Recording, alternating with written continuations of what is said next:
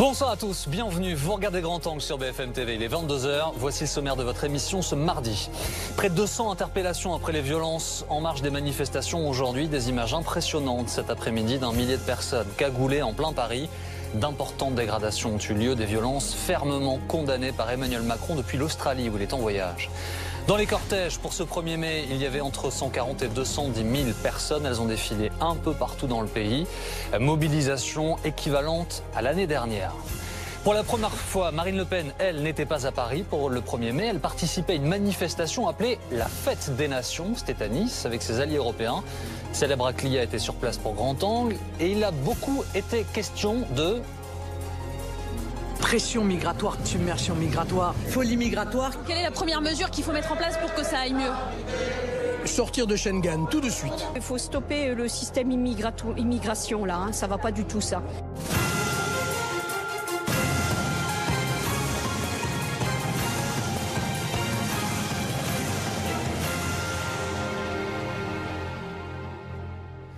Un millier de personnes cagoulées en plein Paris. Les images étaient impressionnantes aujourd'hui. Des violences ont éclaté dans l'après-midi en marge du défilé syndical.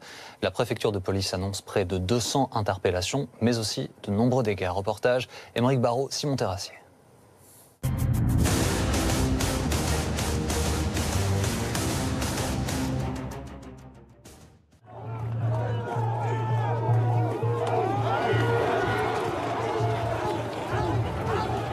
L'image est incroyable, inédite. 1200 individus cagoulés, envahissant tout le pont d'Austerlitz. Cassez-vous! On va vous la casser!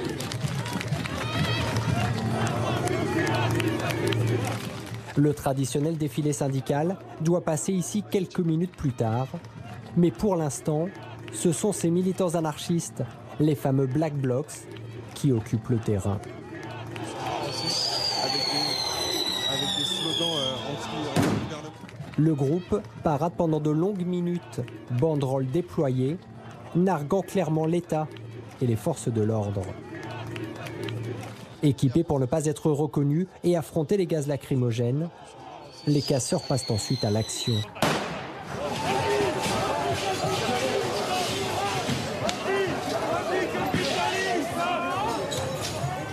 Première cible, ce McDonald's, symbole selon eux du capitalisme. Dégagez!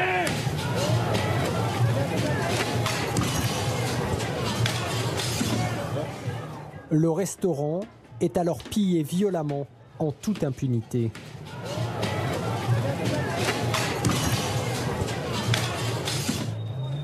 Les Black Blocs s'en prennent ensuite à cet engin de chantier. Équipés de marteaux et de bombes artisanales, ils s'attaquent à ce garage automobile et saccagent cette auto-école juste à côté.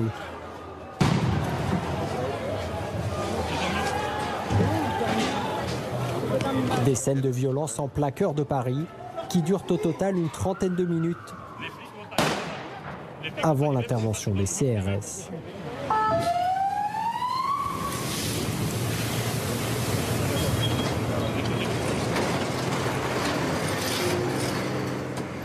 S'ensuit un long face-à-face. Canons à eau et gaz lacrymogène répondent aux pavés et projectiles lancés par les casseurs.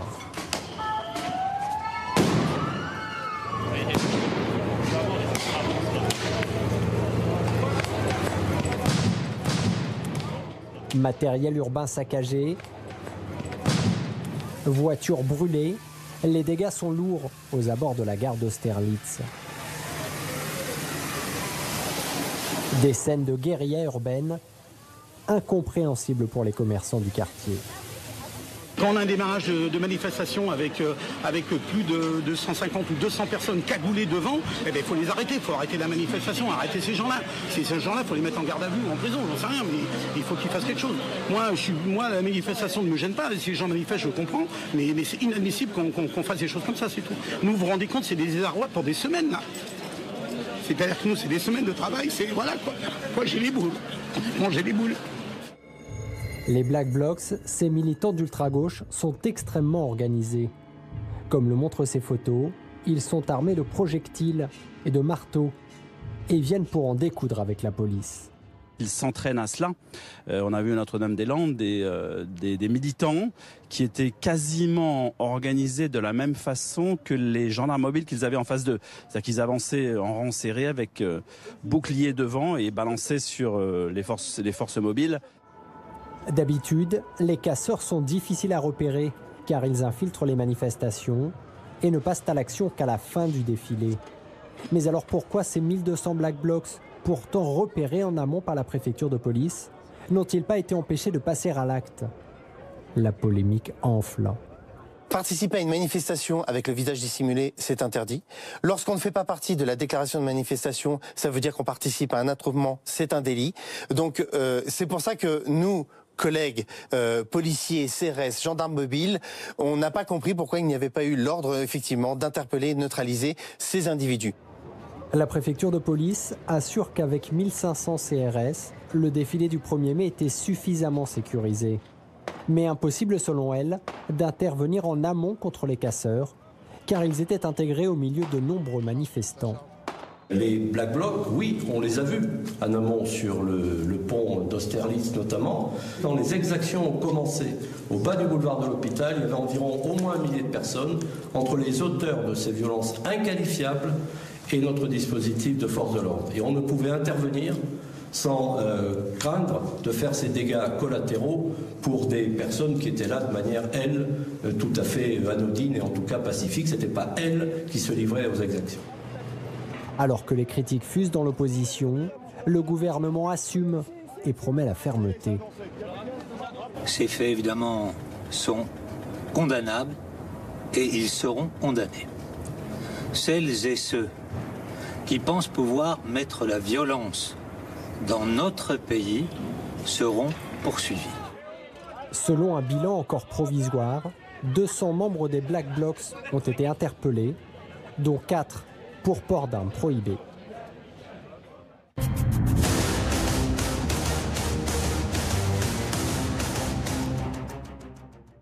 La plupart de ces violences ont eu lieu autour de la gare d'Austerlitz, dans ce quartier de Paris, vous découvrez sur la carte, où on retrouve Zahra Boutlélis. Bonsoir Zahra. Où en est-on ce soir? Est-ce que le calme est revenu?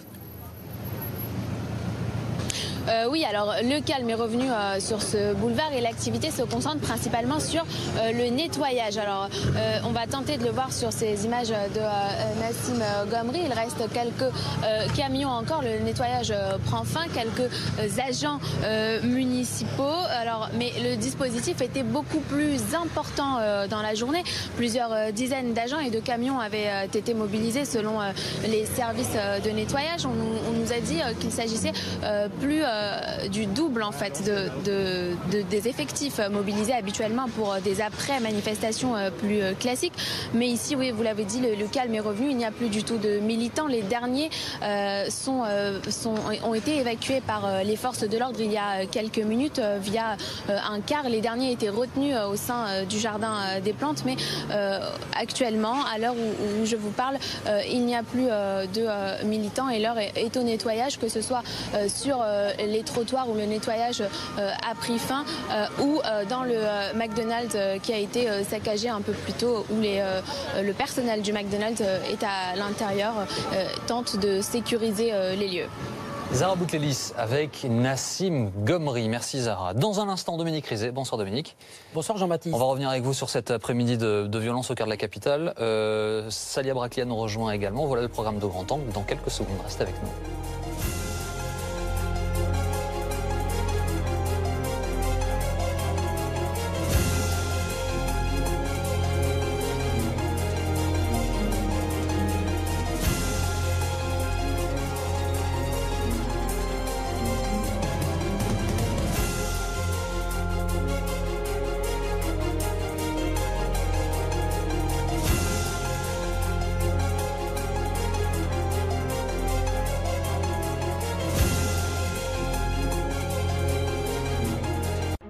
BFM TV événement.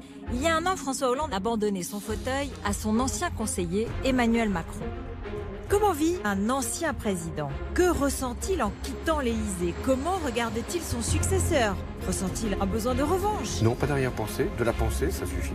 Jeudi, interview à 19h en direct depuis les bureaux de l'ancien président de la République.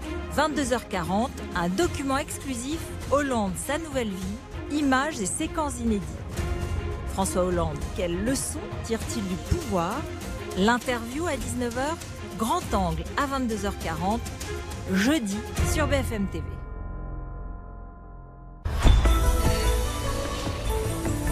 Sur le web, retrouvez bfmtv.com. KPMG est fier d'être partenaire de la campagne Plus grand plus fort de BFM Business pour faire grandir les entreprises et libérer la croissance. Retrouvez toute l'actualité de la campagne sur le site de BFM Business. Avec KPMG, partenaire de votre croissance. Avec Zoé, roulez en liberté. Libre de vivre les sensations de la conduite électrique, de goûter à des expériences inédites. Libre de pouvoir recharger simplement, chez vous ou ailleurs. Libre d'écouter la mer, la route ou juste le silence. Renault Zoé, la meilleure autonomie de sa catégorie. Renault Zoé, à partir de 129 € par mois, prix et son installation incluse. Soirée spéciale, les grandes heures de l'automobile. Demain à 20h50 sur RMC Découverte.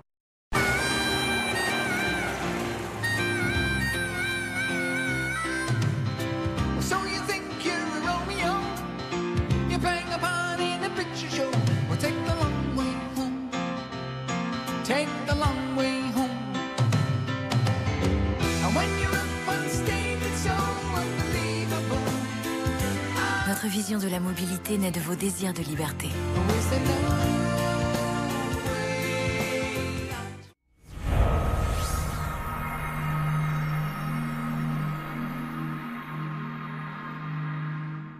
Collection Espresso Carte Noire. Des cafés sélectionnés avec soin. Un assemblage unique, des arômes préservés pour révéler le meilleur du café. Goûtez au plaisir de 16 arômes d'exception. Et découvrez le nouvel Espresso Bio Carte Noire. Carte Noire, les plus belles couleurs du noir. L'énergie vitale de la nature. Le jus d'aloe vera dans un soin bio délicat, dédié aux peaux sensibles à réactives. Pour une peau hydratée tout en douceur. Hydra Aloe Vera peau sensible, de Sow Bioéthique. Oui, monsieur Judor, EDF vous verse une prime pour vos travaux d'isolation et de rénovation énergétique. Et de sauna, on est d'accord.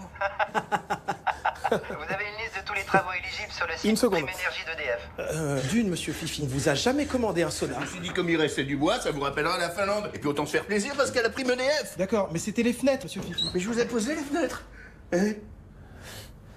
Et les fenêtres de sauna, ça marche? Quoi, je les ai mises ou pas? Elles sont là, hein? Si. On est dans les clous, hein? Certaines choses ne changeront jamais. D'autres, oui. Car maintenant, avec le nouveau lave-linge Quick Drive, un cycle de lavage vous prend jusqu'à 2 fois moins de temps. Son tambour exclusif à double rotation vous permet un lavage plus rapide et sans compromis sur le soin de votre linge. Quick Drive, prenez soin de votre linge en 2 fois moins de temps. Et en ce moment, jusqu'à 200 € remboursés pour l'achat d'un lave-linge Quick Drive.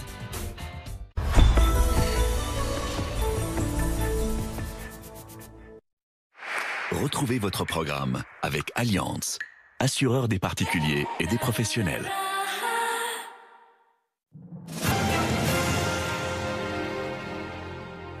La suite de Grand Angle sur BFM TV. Nous revenons sur ces violences qui ont eu lieu en marge du cortège du 1er mai à Paris. Aujourd'hui, un millier de Black Blocs qui ont ouvert ce cortège. Dominique Rizet est avec nous. L'image est inédite dans cette ampleur à Paris, oui. Dominique. Hein.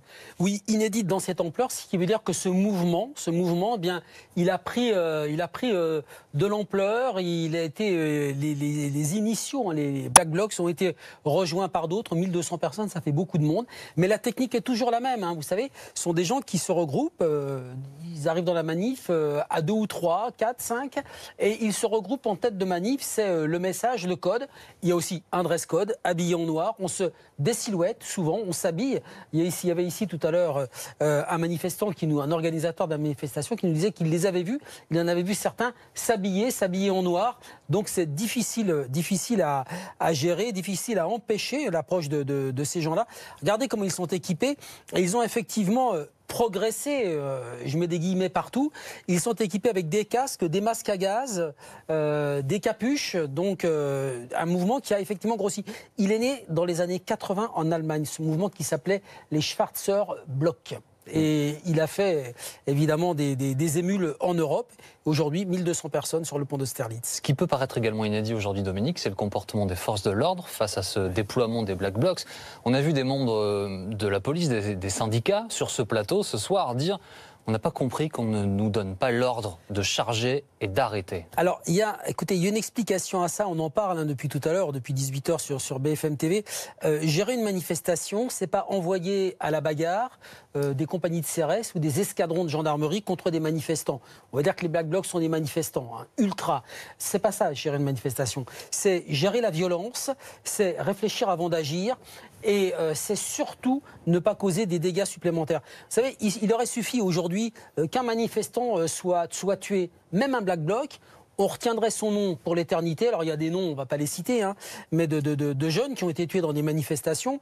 Il y avait Malik Oussekine, on n'est pas dans le même contexte, c'était dans les années 80. On ne peut pas comparer Malik Oussekine avec ces gens. On ne peut pas comparer parce qu'il a été poursuivi par des policiers dans un hall d'immeuble. Mais on a retenu son nom, c'est un nom dans une manif. Là, ce serait un Black Bloc, ce serait la même chose.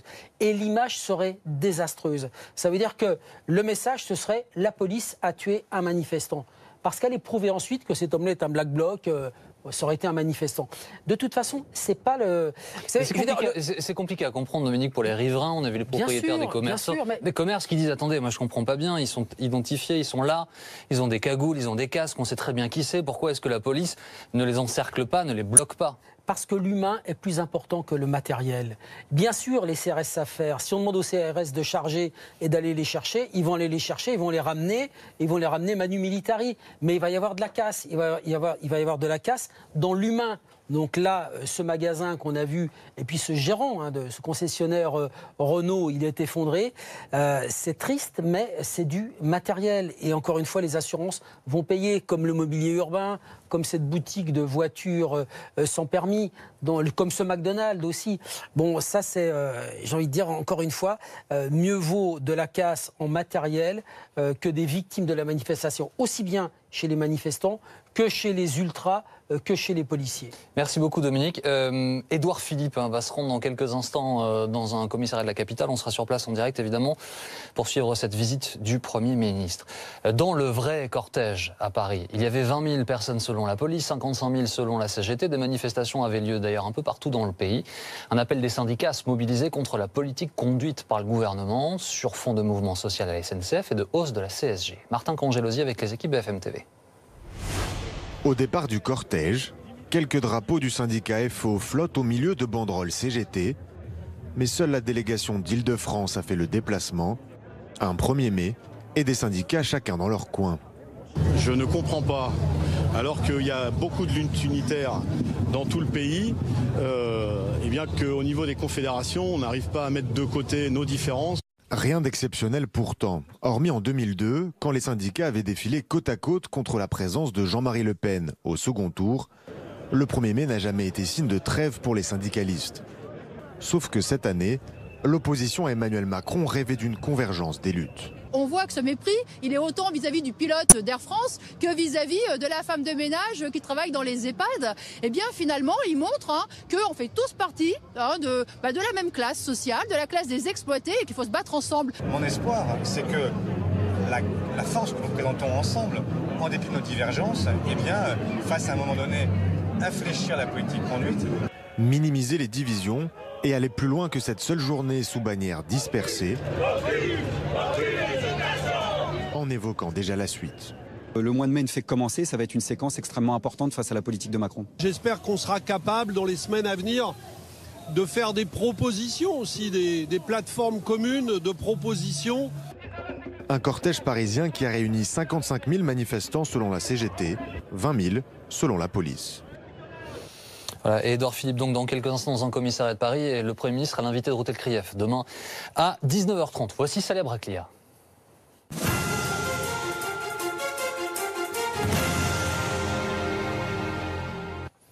Bonsoir Salia. Bonsoir. Vous avez passé votre 1er mai dans le Sud avec Marine Le Pen. Ouais, cette année, elle a d'abord choisi d'aller à Cannes pour rendre hommage à Jeanne d'Arc et non plus à Paris comme elle l'a toujours fait jusque-là. Cette année, elle était loin de son père, loin qui lui a maintenu la tradition à Paris. Et dans l'après-midi, elle a décidé d'inviter ses alliés européens à Nice, à 1 an des élections européennes, histoire de dire « Je ne suis pas seule, contrairement à ce que vous pensez ». Fière de s'afficher donc avec eux, le sourire jusqu'aux oreilles. Vive les nations d'Europe, vive la France! Mais si on s'attarde 2 secondes sur les invités de la présidente du FN, on se rend vite compte qu'ils ne brillent pas pour leur ouverture, leur tolérance ou leur solidarité. Exemple, voici Tomio Okamura du SPD de République tchèque. Particularité, il est anti-musulman. Nejpokojnější život budeme mít pouze tehdy, když každý bude žít ve vlastní zemi, podle svých tradic a ve své vlastní kultuře. Muslimové v muslimské zemi a my Evropané v Evropě. Ok, mais alors comment on fait quand les musulmans sont aussi européens? Bref, était annoncé mais retenu dans son pays à la dernière minute, Geert Wilders à la tête du parti d'extrême droite PVV aux Pays-Bas. Il aurait pu tenir ses propos sur la scène de Marine Le Pen. If a Dutch person driving in a car drives 5 miles too fast, he will be fined within a minute. Whereas the Moroccan scum in Holland, and once again, not all are scum, but there is a lot of Moroccan scum in Holland who makes the streets unsafe. La dirigeante du Front National qui a aussi regretté l'absence du représentant d'extrême droite italienne, Matteo Salvini, mais il lui a adressé un message de sympathie par vidéo. Bonjour Marine, buongiorno Nizza, buongiorno a tutti i patrioti. Salvini qui, rappelons-le, a sa théorie sur l'immigration. Io ormai sono convinto che l'immigrazione sia un progetto studiato e finanziato per sostituire etnicamente i popoli europei con nuovi schiavi da pagare a 3 euro all'ora per il loro lavoro. Bien. Bon, ben ça c'est une théorie. Ils sont tous à peu près sur le même créneau, hein. On l'a vu, islam, délinquance, sécurité, immigration. L'immigration, justement, c'est pas pour rien que Marine Le Pen a choisi Nice, la région PACA, terre à droite, qui penche bien à droite. Et justement, dès ce matin, les mots qui sont revenus le plus souvent dans sa bouche sont allés crescendo. Pression migratoire, submersion migratoire, folie migratoire. Résultat, quand on va voir les militants présents au meeting, quelle est la première mesure qu'il faut mettre en place pour que ça aille mieux? Sortir de Schengen, tout de suite. Il faut contrôler les frontières. Il faut contrôler. Tout à fait. Il faut stopper le système immigration, là. Hein. Ça va pas du tout, ça. Pourquoi? Parce que l'Europe devient une passoire, et en particulier la France. Alors justement, on a voulu faire réagir les militants de Marine Le Pen à ce qui s'est passé il y a quelques jours sur cette opération menée par le groupuscule d'extrême droite Génération Identitaire contre l'arrivée de migrants dans les Hautes-Alpes. Placés à la frontière, mais aussi grâce à des hélicoptères, ils ont repéré et repoussé les personnes qui arrivaient à pied. Ce qui donne cette photo que les militants de Génération Identitaire sont fiers de partager sur les réseaux sociaux avec en légende « Tu ne passeras pas cette fois-ci ». On a demandé aux militants de Marine Le Pen ce qu'ils en pensent. Moi, je trouve que c'est bien. À partir du moment où on ne lui fait pas de mal, on l'a seulement empêché de passer, je trouve que c'est normal. Normalement, on doit passer par un visa pour entrer en France. Donc c'est tout à fait normal. On comprend qu'ils ont des problèmes dans leur pays, hein, mais ils ne peuvent pas tous arriver ici. Alors il faut régler les problèmes dans leur pays. Là. Il y a une personne qui a fait des milliers de kilomètres, j'imagine, mais oui, mais, qui retourne, mais qui oui, repart. Ça s'appelle la clandestinité, madame, je suis désolé. C'est pas humain, c'est pas normal. Mais bon, pourquoi? Parce qu'il y a des choses qui sont pas faites où il faut, quand il faut. Ça vous choque quand même un peu cette photo? Ce qui me choque, c'est que ça soit des gens qui ne sont pas payés pour, qui soient obligés de faire le travail. Vous ressentez quoi quand vous voyez cette photo? Plus rien. Merci beaucoup Salia Braclia, tous les soirs dans Grand Angle.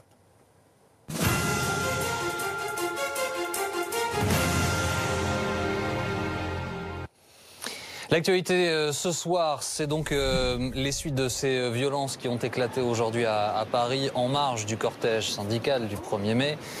Avec pour la première fois de façon un peu inédite 1 millier de Black Blocs qui s'est présenté en tête de cortège, très organisé. Vous voyez Édouard Philippe, le Premier ministre, qui a dans un premier temps dans un communiqué condamné très fermement les violences aujourd'hui, qui rend visite aux forces de police aujourd'hui dans un commissariat parisien.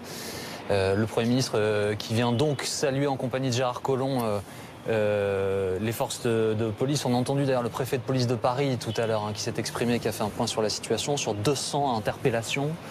Il y a eu 1200 personnes recensées. Gérard Collomb lui parlait de 1400 membres des Black Blocs et qui sont donc retrouvés majoritairement dans le quartier d'Austerlitz pour en découdre. Le bilan humain, fort heureusement, au moment où on se parle, il est nul. Pas de blessés à notre connaissance, pas de victimes. En revanche, les dommages matériels sont très importants. Il y a eu plusieurs boutiques qui ont été complètement incendiées, vandalisées. Et donc Édouard Philippe qui rend ce soir visite aux forces de l'ordre. On est en train d'installer nos invités qui nous rejoignent donc sur ce plateau. Avec moi Jean-François Madieu, bonsoir. Vous êtes sociologue, spécialiste des mouvements sociaux. Bruno Cotrest également avec nous, bonsoir et bienvenue. Politologue, chercheur au CEVIPOF. Bonsoir Pierre Jacquemin. Bonsoir. Rédacteur en chef à la revue Regard. Guillaume Tabar nous rejoint dans quelques instants. Il y a quelque chose d'inédit, Bruno Cotrest, dans la façon dont les choses se sont passées aujourd'hui, avec l'apparition formelle très organisée comme une défiance de ce groupe qui jusqu'à maintenant a opéré par grappe. Ils l'ont d'ailleurs écrit sur leur banderole. Cette fois-ci, on est organisé, on est face à vous. Oui, sans doute, quelque chose d'inédit. Alors, bon, les spécialistes des manifestations, des mouvements sociaux disent que déjà, depuis quelques années, et notamment au moment des manifestations contre la loi El Khomri, déjà, c'était apparu. Mais c'est vrai que là, ça a été très spectaculaire au sens de l'organisation, des banderoles, comme s'ils pouvaient présenter une manifestation comme une autre, apparemment, dans un premier temps. Donc effectivement, et tous les observateurs ont souligné l'organisation de ces 1200, ou en tout cas de ces quelques centaines de personnes. Et il semblerait que c'était très clairement organisé en avance sur les réseaux sociaux. Et donc ça, ce sont des questions qui vont se poser assez fortement dans les heures qui arrivent. Qu'est-ce que les forces de l'ordre, qu'est-ce que la police savait de cette organisation et comment on s'est retrouvé dans cette situation cet après-midi? Alors justement, les forces de l'ordre, vous voyez Édouard Philippe qui est en train de saluer les compagnies de gendarmes mobiles en compagnie de Gérard Collomb, ces personnels qui ont été mobilisés cet après-midi sur le terrain.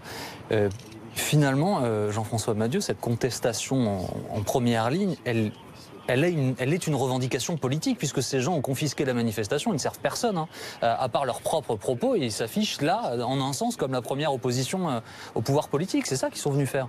Oui, d'ailleurs, peut-être que ce qui est frappant, c'est pas seulement que le nombre de radicalisés, avec en effet les banderoles, le côté extrêmement organisé qu'on n'avait jamais vu, mais c'est aussi le fait que autour, si on en croit le ministre de l'Intérieur ou le préfet de police, je crois qu'il y avait 15 000 personnes. C'est-à-dire, grosso modo, pour simplifier, il y a à peu près autant de monde dans un défilé dans Paris, mené par certaines organisations syndicales, et le rassemblement en question, ce qui est quand même là sans précédent. C'est-à-dire que précédemment, ce qu'on avait pu voir depuis quelques années, notamment en effet en 2016, mais même avant, c'était au fond des militants non seulement épars, mais qui dans les défilés ne pesaient pas grand-chose.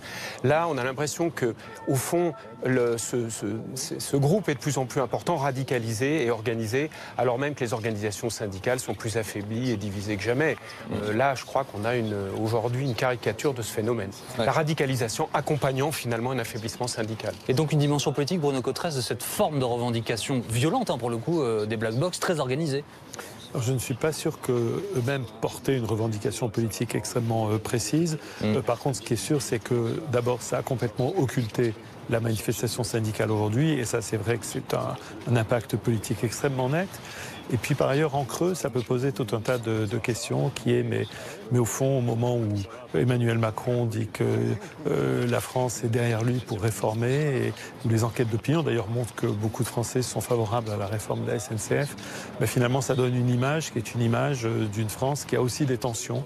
Il y a un état de tension sociale quand même dans le pays. Alors bien sûr que ces participants de ces fameux Black Blocs n'ont rien à voir avec le mouvement syndical, mais d'une certaine manière en creux, ça va poser aussi tout un tas de questions sur l'état des tensions sociales. La question s'est posée assez vite, Pierre Jacquemin, de savoir qui était servi, desservi par cette affaire. politiquement, personne n'est servi par cette mobilisation-là, en tout cas par ces hommes, femmes cagoulés au premier. Non, mais au regard de ce qui vient de se passer, j'ai l'impression qu'il y a tout un mouvement qui vient d'être desservi. On occulte l'idée que toute la journée, partout en France, il y a eu des centaines de rassemblements sur cette manifestation, sur cette tradition qui est la fête des travailleurs et des travailleuses.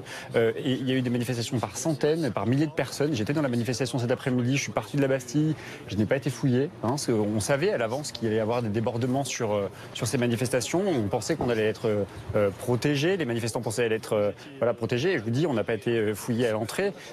Donc oui, ça occulte quand même ce qui s'est passé aujourd'hui, 1er mai, c'est-à-dire il y a eu 2 événements aujourd'hui. Il y a eu l'événement qui était celui des syndicats qui manifestent tous les 1er mai, soit en ordre dispersé, c'était le cas aujourd'hui, et c'est certainement pas ça qu'il faut retenir, mais cette manifestation aujourd'hui est occultée par des violences qui n'ont rien à voir avec les raisons pour lesquelles les syndicats appellent à la mobilisation du 1er mai. Et c'est ça qui est dramatique aujourd'hui, c'est qu'il y a eu 2 événements. De quoi parlons-nous ce soir? Est-ce qu'on parle de l'événement du 1er mai qui rassemble les syndicats dans la rue pour défendre le droit des travailleurs et des travailleuses, ou est-ce qu'on parle des 1500 personnes qui étaient rassemblées pour faire des actes de violence dont on parle uniquement de toute la journée? C'est ça qui est problématique, c'est-à-dire qu'il y a eu 2 événements ce soir. Il y a les syndicats d'un côté, rassemblés derrière les politiques qui ont appelé à la mobilisation, et puis de l'autre côté, il y a ces violences qui ne servent en rien les raisons pour lesquelles les gens descendent dans la rue aujourd'hui, et partout en France. Encore une fois, il y a eu des centaines de rassemblements partout en France qui défendaient les droits des travailleurs aujourd'hui. Il y a exactement le même problème dans les universités, dont la mienne, et avec l'occupation, tout le monde a vu ce qui s'est passé à Tolbiac. Je crois qu'à la fois la façon dont ça s'est passé, évidemment les débordements, les dégradations, le type de communication, ce qui a été choisi à cet endroit-là était totalement contre-productif, bien sûr par rapport aux mouvements sociaux en général et même par rapport à la défense des universités. Donc là, c'est vraiment des mouvements qui, je dirais, sont extrêmement catastrophiques. Ça resserre les rangs de toute une partie de l'électorat et des Français qui ont une demande d'ordre, qui souhaitent que le président, dans le cadre des réformes, aille jusqu'au bout, ne cède pas et même ne dialogue pas. Donc c'est effectivement assez contre-productif en réalité que ce type d'action. Oui, Bruno Cottras. Ce qui va être compliqué d'ailleurs au fond, c'est justement de séparer les deux. Et en même temps, je dirais, de dire, mais au fond, ça traduit aussi quelque chose. Donc d'une part, de dire, ces manifestants, en tout cas ces casseurs, n'ont rien à voir avec la manifestation, mais peut-être qu'en même temps, ça veut dire, ça traduit un état de tension, etc. C'est très compliqué au fond de le dire, parce que de le dire, ça accréditerait l'idée d'un lien entre les deux. Alors, il n'y a aucun lien entre les deux. Mais c'est très très compliqué. En fait. Les gens qui ont théorisé ces mouvements-là, eux, repoussent dos à dos l'ensemble de l'échiquier politique, Guillaume Tabar, que ce soit à droite, à gauche. Ils prônent la violence si elle est nécessaire face à la police, estiment que c'est la police qui est une provocation et que c'est elle qui fait usage de la violence, encouragent leurs membres à en faire usage aussi si nécessaire. Il y a vraiment une théorisation de ce mouvement. C'est pour ça que je posais tout à l'heure la question de la dimension politique de ce qu'on a vu aujourd'hui. Et c'est pour ça que ça appelle une clarification de la part de tout le monde face à ces mouvements. Parce que, à la fois, je pense qu'ici, on est tous d'accord pour dire qu'il y avait effectivement, là je reprends, je suis en accord avec vous sur le point qu'il y a la manifestation syndicale, les cortèges syndicaux sur des revendications sociales, etc. Et de l'autre côté, la violence. Mais ensuite, moi j'ai entendu aujourd'hui pas mal de responsables, y compris syndicaux, qui disent oui, mais à force de refuser le dialogue, à force de nous mépriser, faut pas que le gouvernement s'étonne que ça dégénère dans des formes de violence. Donc implicitement, on semble attribuer au gouvernement une responsabilité de cette violence. Ça me paraît assez dangereux de faire ce pas. Ensuite, ces Black Blocs, ils ne sont pas de nulle part non plus. Ils sont politiquement situés, ils sont quand même clairement de cette mouvance de l'ultra-gauche. Et il faut quand même voir que depuis à peu près maintenant 15 jours, 3 semaines, on est en train de nous faire tout un récit, notamment autour de Jean-Luc Mélenchon, pour dire attention, il y a un péril qui revient en France, il y a un grand danger, c'est le péril d'extrême droite, le retour d'une menace fasciste, de l'ultra-droite, etc. Il y a même des journaux qui ont fait leur manchette il y a quelques jours pour dire attention, là, c'est cette ultra-droite qui fait peur, etc. On a bien vu aujourd'hui que le danger, il est clairement du côté de cette ultra-gauche. Les conclusions sont un tout petit peu hâtives. On a vu que l'extrême droite sait se mobiliser lorsqu'il s'agit de mettre hors d'état de nuire, comme ils le disent eux-mêmes, des étrangers qui cherchent à rentrer en France. Donc on sait très bien que quand il y a des mouvements sociaux qui ont vocation à traduire une parole politique effectivement de gauche, progressiste pour le droit des travailleurs, l'extrême droite est souvent aussi mobilisée pour casser des mouvements sociaux. Aujourd'hui, encore une fois, on ne parle que de ça. On ne parle que des casseurs. Je ne sais pas, en l'état actuel des choses, on ne sait pas dire si c'est l'extrême droite, l'extrême gauche, qui est aujourd'hui au cœur de ces mobilisations. Une chose est sûre, c'est qu'on occulte totalement la mobilisation sociale qui est née aujourd'hui, qui est visiblement un tout petit peu plus supérieure aux mobilisations précédentes. Ça n'est pas rien de le dire quand même dans un contexte où on est dans un pont pendant une période de post-vacances, etc. Le 1er mai tombe toujours un 1er mai. Non mais sans doute, très bien, mais on est dans une période où il va y avoir plusieurs semaines qui vont s'enchaîner et qui vont donner des vacances. Donc du coup, oui, la mobilisation a été importante et c'est ça qui est occulté aujourd'hui. Et aujourd'hui, il y a une mobilisation qui est en train de naître, il y a les cheminots d'un côté, il y a les infirmiers, les infirmières, le système hospitalier. C'est ça qui est occulté aujourd'hui. Encore une fois, on parle de deux choses totalement différentes. Oui, mais je suis complètement d'accord avec vous. On est tout de même confronté, Pierre Jacquemin, un phénomène qui prend de l'ampleur, ne serait-ce que par son organisation. Ces phénomènes de violence, de casse, de groupes, on voyait des grappes jusqu'à maintenant, Jean-François Amadieu qui est opéré. Désormais, j'y reviens, pardon, mais c'est quand même un signal très fort de s'afficher avec des banderoles cagoulées, alors que c'est interdit, on va le rappeler, 1000 personnes en tête de cortège. Il y a quand même un signal très très fort de cette mouvance qui est envoyée au pouvoir. Sans doute au pouvoir, mais sans doute à d'autres également. Oui, tout à fait. C'est vraiment le fait marquant de la journée. C'est en effet cette organisation. Le nombre, une fois de plus, des 15 000 personnes qui étaient extrêmement nombreuses, au-delà des 1200 en question radicalisées. Ça, c'est le point important et qui se structure, qui s'organise. C'est, au fond, ce qui se passe actuellement. Ça fait déjà quelques années qu'il y a une montée de radicalisation. On peut la faire remonter, je me souviens, en 1995. J'ai pas mal à l'époque travaillé avec des responsables relations sociales à différents endroits. On a travaillé ensemble. On avait déjà vu des formes de radicalisation. Dans les années qui ont suivi, on a tous noté qu'on revenait à ce qu'on a connu à la fin des années 70, début des années 80, où il y avait des formes de radicalisation. Et au fond, on retrouve, là je parle sous le contrôle d'un sondeur, mais au fond, on a plusieurs sondages sur ce qu'on appelle la résurgence du conflit de classe ou du sentiment d'appartenir à la classe ouvrière et qu'un combat est à mener. Et dans le même temps, des formes de radicalisation. C'est pour ça que souvent, on fait le parallèle avec ce qu'on a connu pendant un certain nombre d'années, y compris avec les formes plus radicales qui conduisaient à des catastrophes, notamment en France, en Allemagne, en Italie et ailleurs, au début des années 80. C'est quand même ça qu'on a observé. Alors, s'ajoute à ça le fait que c'est plus de petits groupuscules, comme on l'a connu en effet dans ces années-là, mais que ça rassemble plus de monde. Et une fois de plus, je voudrais revenir sur la question du lien avec le fait qu'il n'y ait pas de dialogue social. Alors c'est vrai que quand les organisations syndicales utilisent cette affaire-là, c'est toujours un peu délicat à utiliser, mais néanmoins, même les organisations réformistes diront la même chose. Car il faut quand même se souvenir que si on a cherché à développer le dialogue social, notamment au niveau interprofessionnel, de faire en sorte qu'on évite le rapport de force et qu'on négocie pour éviter que ce soit la rue ou la manifestation ou la grève qui résolve les problèmes. Non mais tout ça a été... Non, je voudrais, quand on le regarde sur plusieurs décennies, on a cherché à construire ça. Et tout le monde sait aujourd'hui, et on l'a bien observé, que depuis la loi El Khomri, ça fait déjà donc un certain temps, aujourd'hui ça s'accélère, qu'effectivement, il y a une marginalisation, tout le monde le sait, les corps intermédiaires. Donc après, on peut pas... Il y a clairement en plus une politique, une stratégie d'Emmanuel Macron qui consiste à faire en sorte que c'est l'État qui soit responsable de l'organisation du cadre social et pas les syndicats. Mais c'est autre chose, et là, soyons logiques jusqu'au bout, soit dit il y a deux mouvements qui n'ont rien à voir, parce qu'à ma connaissance, les Black Blocs ne sont pas tellement concernés par le fait que l'on associe ou non les syndicats à la discussion syndicale. Donc c'est pas... Ce que je veux dire, c'est qu'ils n'ont pas d'occasion de sortir et de se manifester. Là, c'était un 1er mai. J'admets qu'ils l'auront toujours. Le 1er mai existera toujours. Mais moins vous avez, c'était ce qu'on a vu au moment de la loi El Khomri, moins vous avez d'occasions que les manifestants soient dehors pour créer un rapport de force, moins vous créez des occasions de débordement. Bruno Cotresse. Oui, c'est ça la difficulté. C'est qu'effectivement, ce sont des choses qui sont extrêmement indépendantes l'une de l'autre et extrêmement séparées. Je pense qu'il faut effectivement à nouveau le redire. Puis alors, en même temps, ça traduit quand même, effectivement, en creux, si on décide de creuser un peu, d'approfondir le sujet, on se dit, mais après tout, est-ce que aussi ça veut dire que ça va si bien que ça dans le dialogue social? Est-ce que c'est pas quelque part un petit symptôme aussi? On voit qu'il y a une difficulté dans le mandat d'Emmanuel Macron de faire bien vivre les corps intermédiaires, les syndicats, les partis politiques vont pas très bien. Et c'est un enjeu qui est extrêmement important pour les 2 ou 3 ans qui arrivent.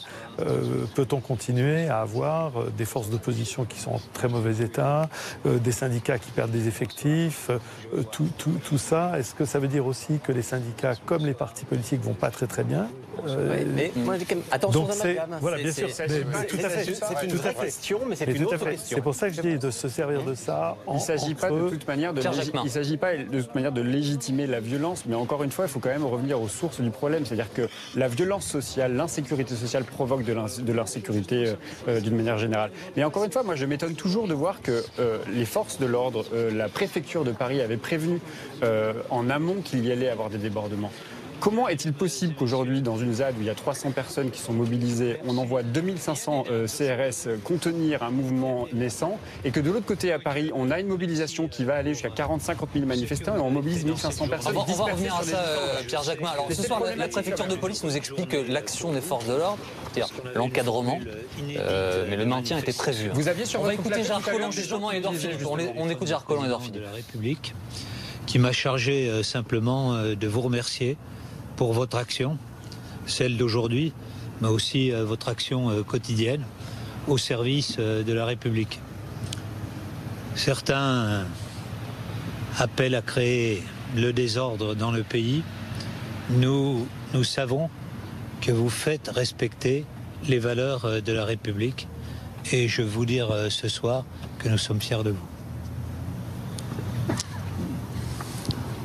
Mesdames et messieurs, d'abord, je voudrais vous dire que je ne vais pas être trop long parce que vous avez passé une longue journée, très dure. Certains doivent reprendre la route et c'est pas la peine de faire durer ça trop longtemps. Mais beaucoup de Français aujourd'hui, ce soir, dans les journaux, ont vu des images qui les ont choqués, qui les ont heurtés. Et même, pour une immense majorité d'entre eux, qui les ont scandalisés. Ils ont vu un déchaînement de violence qui ne respecte rien. Ni les personnes, ni les biens, ni le travail, rien. Ils ont vu l'expression d'une idéologie radicale qui veut casser. Casser ce que vous représentez, casser la vie en société, casser. Et face à ce désordre, face à cette volonté de casser, pour préserver les règles de la vie en commun, pour préserver les biens, pour préserver les personnes, il y a les principes, il y a la loi, et puis il y a vous. Et vous, vous êtes ceux qui permettent de dire que force doit rester à la loi. C'est votre mission. Elle est difficile, elle est dangereuse. Et on voit bien, quand on voit les individus que vous avez en face de vous, qu'elle est très dangereuse. Et vous l'avez conduit, vous l'avez réalisé cette mission, avec beaucoup de mesures, avec beaucoup de discernement, avec beaucoup de professionnalisme, avec un vrai sens de la manœuvre, et avec le souci de respecter la loi dans ce que vous faites, et de faire en sorte que force reste à la loi. Et il y aura des polémiques. Je vais vous dire, il y en a toujours. Soit on bouge trop vite, soit on bouge pas assez vite. Soit il y a trop de monde, soit il n'y a pas assez de monde. Il y a toujours des polémiques, il y a des spécialistes, il y a des professionnels de la polémique. Ils ne savent pas ce que c'est que votre métier, mais ils savent faire une polémique. Moi, ce que je constate ce soir, c'est qu'il n'y a pas de blessés. Quelques-uns parmi vous, légers, heureusement, mais très peu. Ce que je constate, c'est qu'il y a plus d'une centaine de personnes qui devraient passer un petit peu de temps en garde à vue. C'est très bien. Et ce que je constate une fois de plus, c'est que la République peut vous faire confiance. Et donc je voulais, avec le ministre d'État, vous dire merci et vous dire que on va avoir encore besoin de vous. Parce que c'est pas... Ça fait quelque temps que ça dure et ça va durer encore un peu. Mais merci pour ce que vous faites. Faites-le bien. Reposez-vous. Et haut les cœurs. Merci. Merci. Édouard Philippe, ces images de Benoît Durand-Kriégel pour BFM TV avec Gérard Collomb. Donc, à ses côtés, nous sommes toujours avec Guillaume Tabar du Figaro, Pierre Jacquemin de Regard, Bruno Cotresse du Cevipof, Jean-François Amadieu qui est sociologue, spécialiste des mouvements sociaux. Bon, bah, l'État, l'aspect régalien, Bruno Cotresse. ce soir dans sa splendeur. Hein, après, ce sont des paroles de Premier ministre et de ministre de l'Intérieur. On serait étonné s'il n'avait pas ce discours. En fait, on retrouve des éléments de langage qui sont très caractéristiques d'un Premier ministre qui veut insister sur l'ordre républicain, le régalien, force à la loi. Bon, c'est vraiment du discours de Premier ministre, en présence, en plus de son ministre d'État, ministre de l'Intérieur. Et on voit que le Premier ministre, il accentue sur son côté de régalien, hommage aux forces de l'ordre. Effectivement, il ne traite que le sujet, les casseurs. Ici. Donc, il n'est pas amené à se prononcer, on va dire, sur la manifestation des syndicats. Mais là, il fait le job, on va dire, d'un Premier ministre dans ce genre de situation. Et peut-être un peu taquin pour vous, Pierre Jacquemin, Édouard Philippe. Comme si vous avez entendu juste avant, il y aura des gens pour dire que vous étiez trop ou pas assez. Évidemment, là, c'est un clin d'œil, mais vous disiez tout à l'heure, comment peut-on, en gros, arriver à cette situation? On savait que ça allait se passer, quoi. Taquin, mais surtout, j'ai envie de dire, méprisant vis-à-vis de ce que c'est que le 1er mai. C'est-à-dire qu'aujourd'hui, on a une grande mobilisation partout en France où les syndicats appelaient à manifester. Et il n'a pas eu un mot ce soir, là, dans sa déclaration, pour les syndicats qui étaient des syndicats, des familles qui sont venues manifester pacifiquement pour le droit des travailleurs et des travailleuses, alors qu'on est dans une période où il y a un conflit social majeur. Il n'y a pas un mot d'apaisement pour les partenaires sociaux. Ce soir. C'est ça que je retiens, moi, de la déclaration du Premier ministre. Oui, il y a les violences et il faut les dénoncer, et c'est son rôle de Premier ministre que de le faire. Mais j'aurais voulu souhaiter, et c'est le problème, c'est le blocage qu'il y a dans ce pays, qu'il n'y a pas de négociation. On entend le Premier ministre nous expliquer tous les jours que la ministre des Transports, le ministre Intel a reçu les syndicats, ils ont été écoutés, ils ont été entendus, mais il n'y a toujours pas de négociation. C'est ce que demandent les syndicats. C'est leur rôle, les syndicats. Ils sont là pour négocier pour le droit des travailleurs et des travailleuses. Il n'y a pas eu un mot pour eux. On ne peut pas lui reprocher une chose et son contraire. On ne peut pas à la fois dire qu'il ne faut surtout pas confondre la violence des casseurs et le mouvement syndical.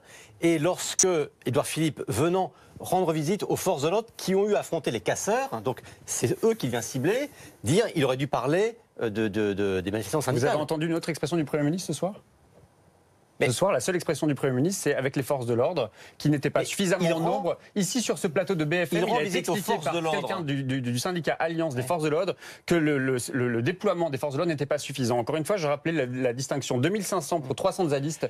Il y avait 50 000 personnes aujourd'hui dans les manifestations selon les syndicats. Et il y avait 1500 forces de l'ordre déployées. C'est quand même un peu un problème. C'est donc que la préfecture de police devrait vous embaucher, parce que vous savez exactement le nombre de policiers qu'il faut pour... on regarde pas les moyens pour contrôler l'ensemble des manifestants.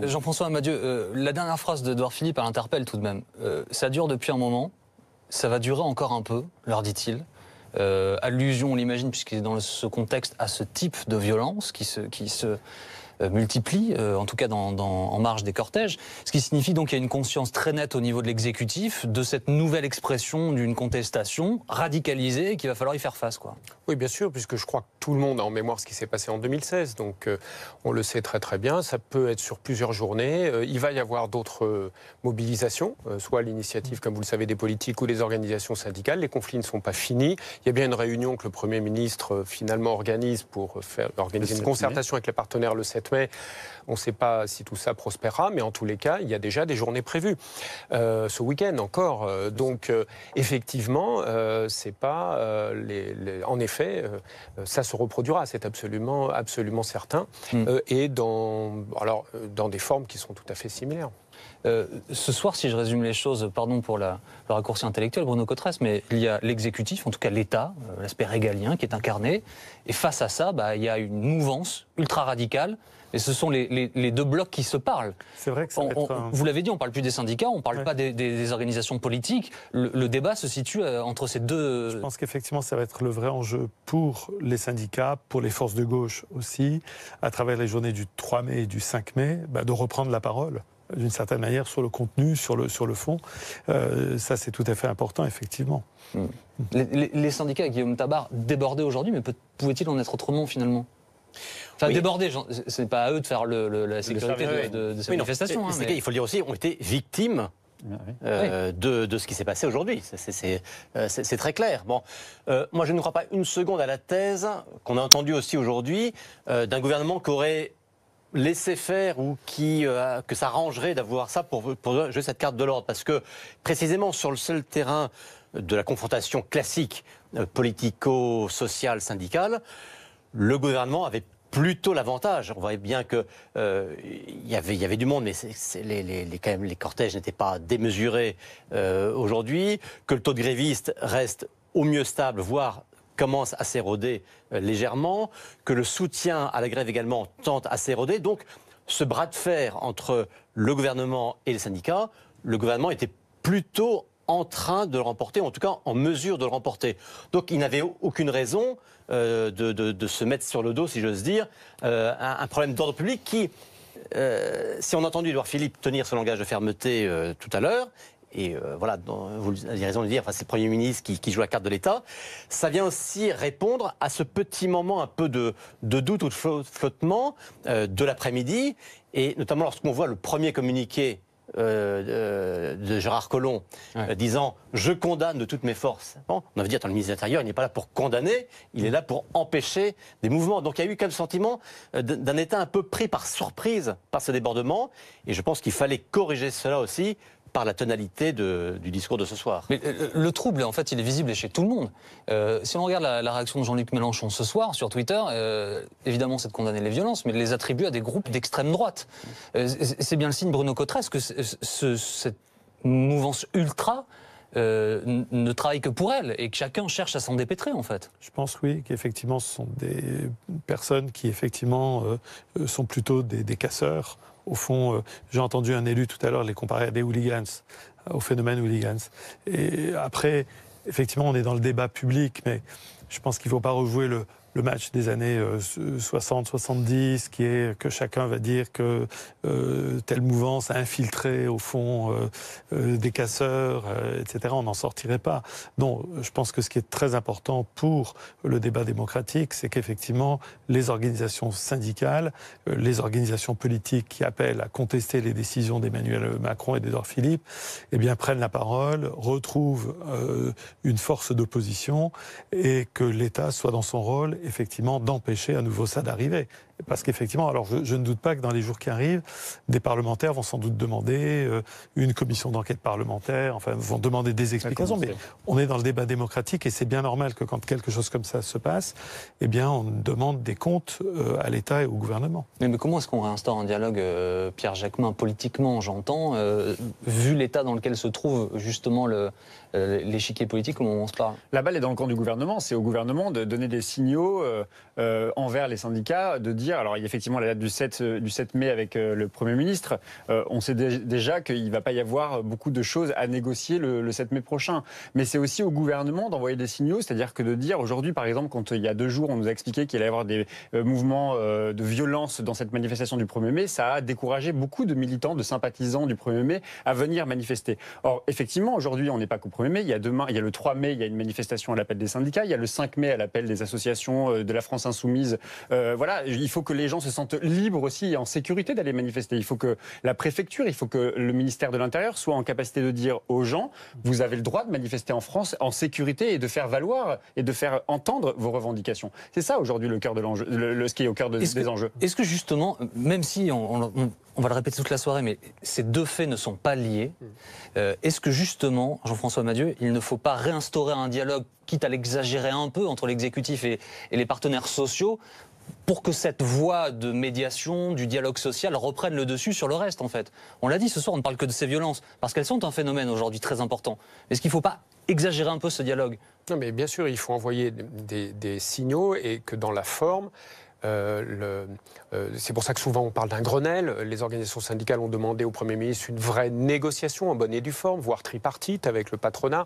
Donc une mise en scène, quelque chose qui est vraiment de la négociation. De plus, vous avez peut-être remarqué que à la CFDT, Laurent Berger a fait pas mal d'appels du pied en demandant qu'on lui envoie des signaux concrets, démontrant que l'exécutif souhaite que les organisations syndicales soient présentes un peu partout, dans les conseils d'administration, dans les instances de représentation, etc. Donc des appels du pied importants. Donc ça, c'est possible d'y répondre.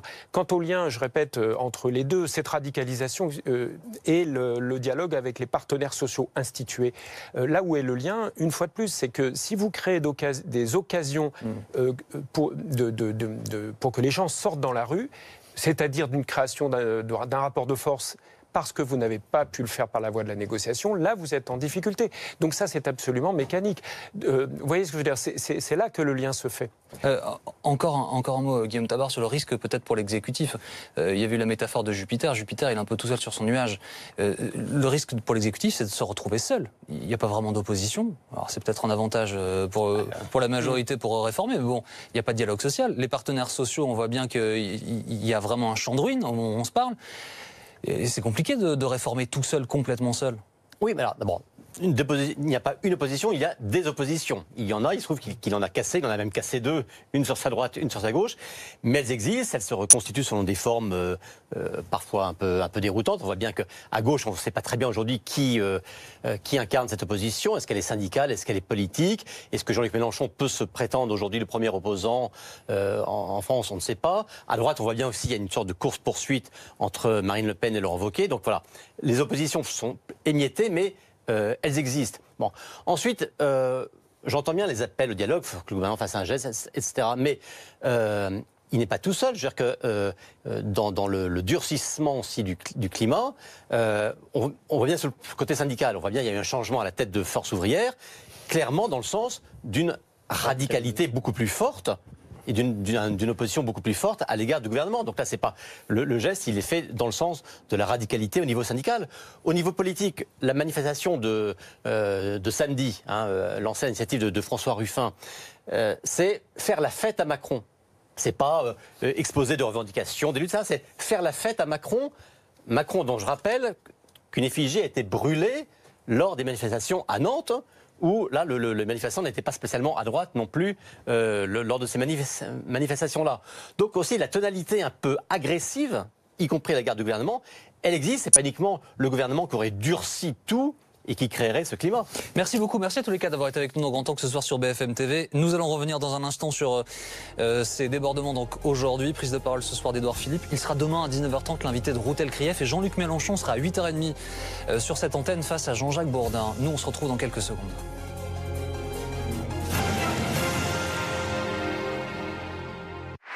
Retrouvez votre programme avec Allianz, assureur des particuliers et des professionnels.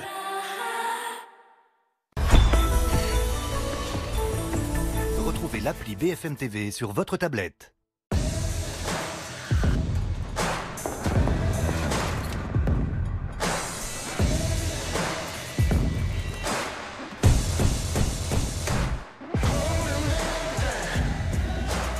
Nouveau design. Nouvelle technologie embarquée. Nouvelle tendance, nouvelles émotions, nouvelle Mini 3 ou 5 portes. À partir de 230 € par mois sans apport. Chaque jour, se dépasser. Se rapprocher de ceux qui sont loin. Chaque jour, décider de la vie que l'on veut et poursuivre ses rêves. Parce qu'il n'y a pas de temps à perdre, que des choses à partager. Profitez de 0 € de frais de transfert pour votre première transaction. Téléchargez l'appli Western Union. Soirée spéciale, les grandes heures de l'automobile. Demain à 20h50 sur RMC Découverte. Chez ArthurImmo.com, 100% des agents immobiliers sont aussi experts immobiliers agréés. Achetez, vendre, louer, expertiser. Faites confiance à notre double compétence. Votre bien mérite notre expertise. ArthurImmo.com, le réseau national immobilier 100% expert. J'aurais bien aimé faire du karaté, mais c'est impossible pour les hémophiles. Je vois pas l'intérêt de prévenir mes copains. Je veux pas de traitement de faveur. Quand on est hémophile, on se méfie de tout et tout le temps. Depuis une trentaine d'années, l'hémophilie est prise en charge dès le plus jeune âge, ce qui a permis d'en retarder les effets les plus visibles. Pour autant, la maladie est bien là. Elle se manifeste essentiellement sous forme de saignements externes ou internes que les hémophiles ressentent, en particulier dans leurs articulations. Ces saignements participent à la dégradation des articulations et peuvent provoquer un handicap. Le progrès, mieux surveiller ces saignements articulaires. Rendez-vous aux hémophiles et à ceux qui les soignent sur hémophilesenmouvement.fr.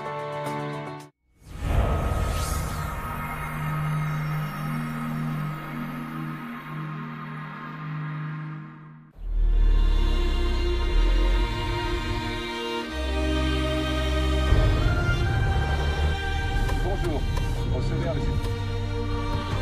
interviews.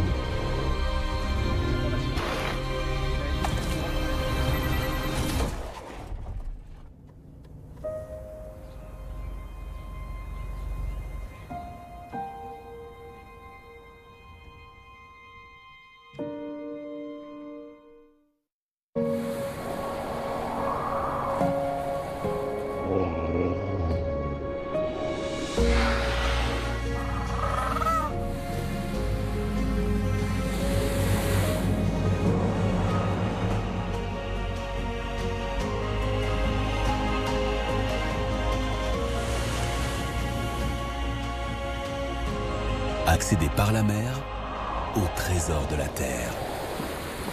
Ponant. 3 escape games inédits. 3 scénarios originaux. Mr. James avec Renault Capture. Le Signal avec Renault Kadjar. Le Collectionneur avec Renault Koleos. Êtes-vous prêt à vivre un escape game hors du commun avec les SUV Renault? Inscrivez-vous maintenant sur mission-suv.renault.fr. Il est bientôt 23h. Tout le plaisir d'un espresso unique avec le robot café DeLonghi qui vous garantira un café fraîchement moulu. Du grain à la tasse, savourez le meilleur de l'espresso avec DeLonghi.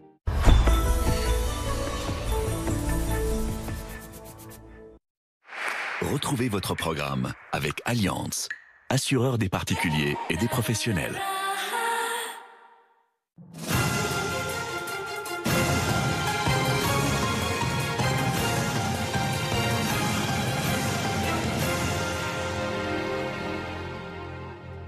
Bonsoir, bienvenue, vous regardez Grand Angle sur BFM TV, il est 23h au sommaire de votre émission. Ce soir, des interpellations, près de 200 après les violences en marge des manifestations aujourd'hui, des images impressionnantes dans l'après-midi d'un millier de personnes cagoulées en plein Paris.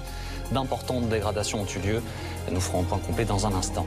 Dans les cortèges, pour ce 1er mai, il y avait entre 140 et 210 000 personnes un peu partout dans le pays, selon les sources. Mobilisation équivalente à l'année dernière pour dire non à la politique d'Emmanuel Macron. Pour la première fois, Marine Le Pen, elle, n'était pas à Paris pour le 1er mai. Elle participait à une manifestation appelée la Fête des Nations à Nice avec ses alliés européens. Célèbre Aclia était sur place pour Grand Angle. Et il a beaucoup été question de pression migratoire, submersion migratoire, folie migratoire. Quelle est la première mesure qu'il faut mettre en place pour que ça aille mieux? Sortir de Schengen, tout de suite. Il faut stopper le système immigration là, hein. Ça va pas du tout ça.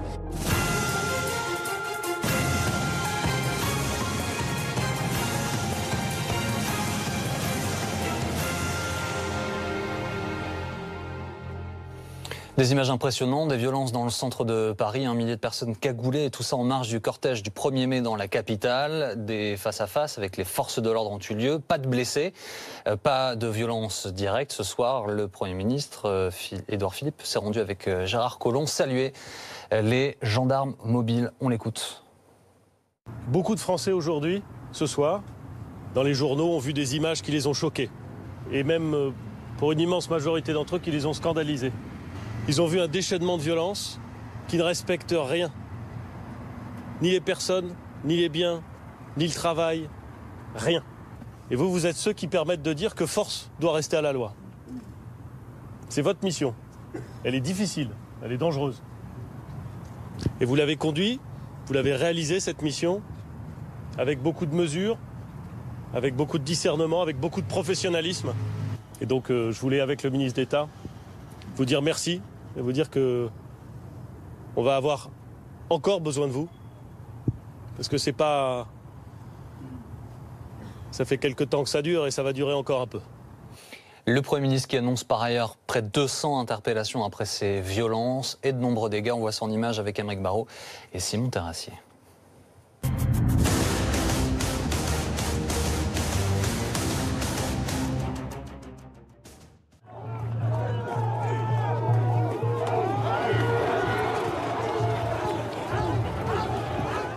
« 1200 individus cagoulés, envahissant tout le pont d'Austerlitz. Cassez-vous! On va vous la casser!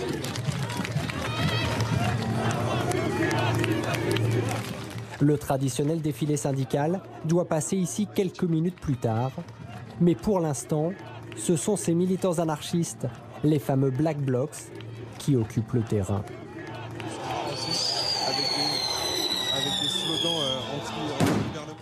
Le groupe parade pendant de longues minutes, banderoles déployées, narguant clairement l'État et les forces de l'ordre. Équipés pour ne pas être reconnus et affronter les gaz lacrymogènes, les casseurs passent ensuite à l'action.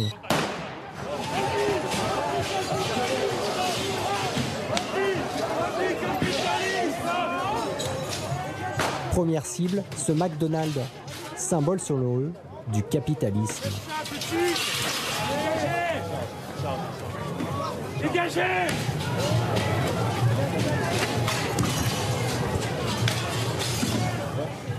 Le restaurant est alors pillé violemment en toute impunité.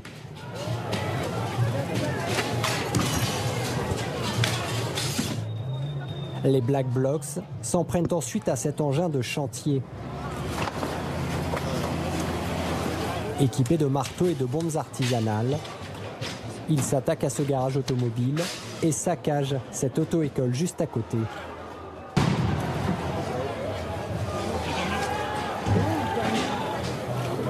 Des scènes de violence en plein cœur de Paris qui durent au total une trentaine de minutes avant l'intervention des CRS.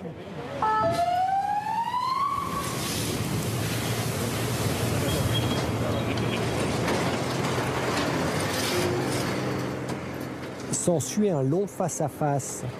Canons à eau et gaz lacrymogène répondent aux pavés et projectiles lancés par les casseurs.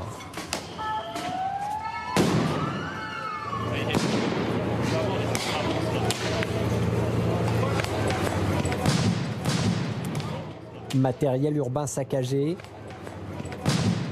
voitures brûlées, les dégâts sont lourds aux abords de la gare d'Austerlitz. Des scènes de guérilla urbaine incompréhensibles pour les commerçants du quartier. Quand on a un démarrage de manifestation avec plus de 150 ou 200 personnes cagoulées devant, eh ben, il faut les arrêter, il faut arrêter la manifestation, arrêter ces gens-là. Ces gens-là, il faut les mettre en garde à vue ou en prison, j'en sais rien, mais il faut qu'ils fassent quelque chose. Moi, la manifestation ne me gêne pas, si les gens manifestent, je comprends, mais c'est inadmissible qu'on fasse des choses comme ça, c'est tout. Nous, vous vous rendez compte, c'est des désarrois pour des semaines, là. C'est-à-dire que nous, c'est des semaines de travail, c'est voilà quoi. Moi, j'ai les boules. J'ai les boules. Les Black Blocs, ces militants d'ultra-gauche, sont extrêmement organisés. Comme le montrent ces photos, ils sont armés de projectiles et de marteaux et viennent pour en découdre avec la police. Ils s'entraînent à cela. On a vu à Notre-Dame-des-Landes des militants qui étaient quasiment organisés de la même façon que les gendarmes mobiles qu'ils avaient en face d'eux. C'est-à-dire qu'ils avançaient en rang serré avec bouclier devant et balançaient sur les forces mobiles. D'habitude, les casseurs sont difficiles à repérer car ils infiltrent les manifestations et ne passent à l'action qu'à la fin du défilé. Mais alors pourquoi ces 1200 Black Blocs, pourtant repérés en amont par la préfecture de police, n'ont-ils pas été empêchés de passer à l'acte? Participer à une manifestation avec le visage dissimulé, c'est interdit.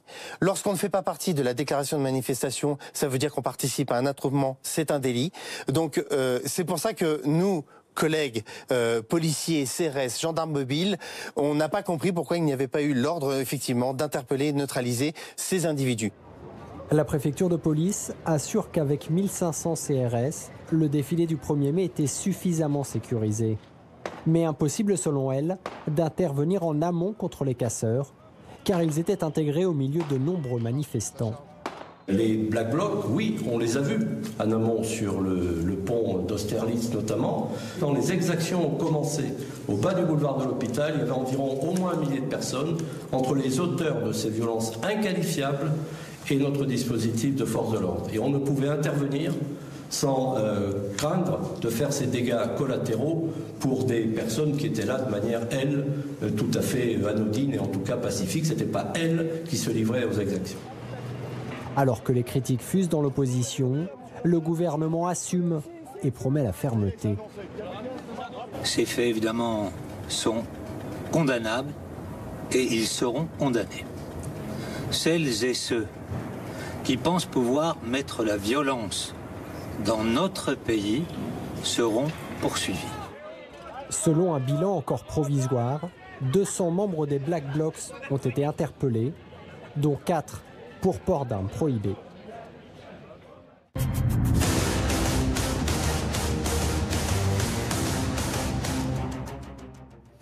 Bonsoir Benjamin Amar, bienvenue. Bonsoir. Vous êtes responsable de la politique revendicative de la CGT du Val-de-Marne. Bonsoir Sylvain Maillard, bienvenue. Bonsoir.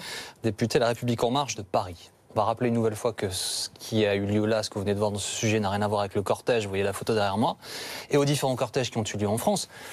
Quel est votre sentiment ce soir, Benjamin Amar, lorsque vous voyez ces images et cette manifestation qui a été confisquée par ces gens ? Totalement, elle a été confisquée. Je rappelle qu'il y a eu 55 000 manifestants à Paris. Une bien belle manifestation. Il y a eu des cortèges partout en France sur des revendications, sur l'internationalisme des travailleurs, sur la lutte contre la politique antisociale d'Emmanuel Macron. Et c'est pas mon premier plateau de la soirée. Et je peux vous dire qu'on n'a parlé que de ça. Donc je vais vous dire quelque chose. Moi, je mets deux faits à parallèle. D'abord ça, ce constat-là, alors d'abord, la violence, elle est inacceptable. Elle n'a jamais rien apporté à la classe ouvrière. Voilà. Et puis, deuxièmement, le fait qu'on n'arrête pas donc de parler que de ça. À côté de cela, moi j'étais à la manifestation, j'anime un cortège, et mes camarades qui étaient en tête de cortège m'ont dit, on est parti autour de 15h30, donc pendant 1 heure, on a vu arriver ces casseurs. On les a vus arriver, on les a vus sortir des marteaux, des barres de fer, des masques, et il n'y a eu aucune intervention en amont. Et ça, voyez-vous, Jean-Baptiste Boursier, ça n'est pas la première fois que ça se produit. Moi, j'ai déjà, sur les manifestations de l'automne, été arrêté par les forces de police qui m'ont demandé, parce que j'avais un chasuble CGT, d'ouvrir mon sac à dos, etc., pas de problème.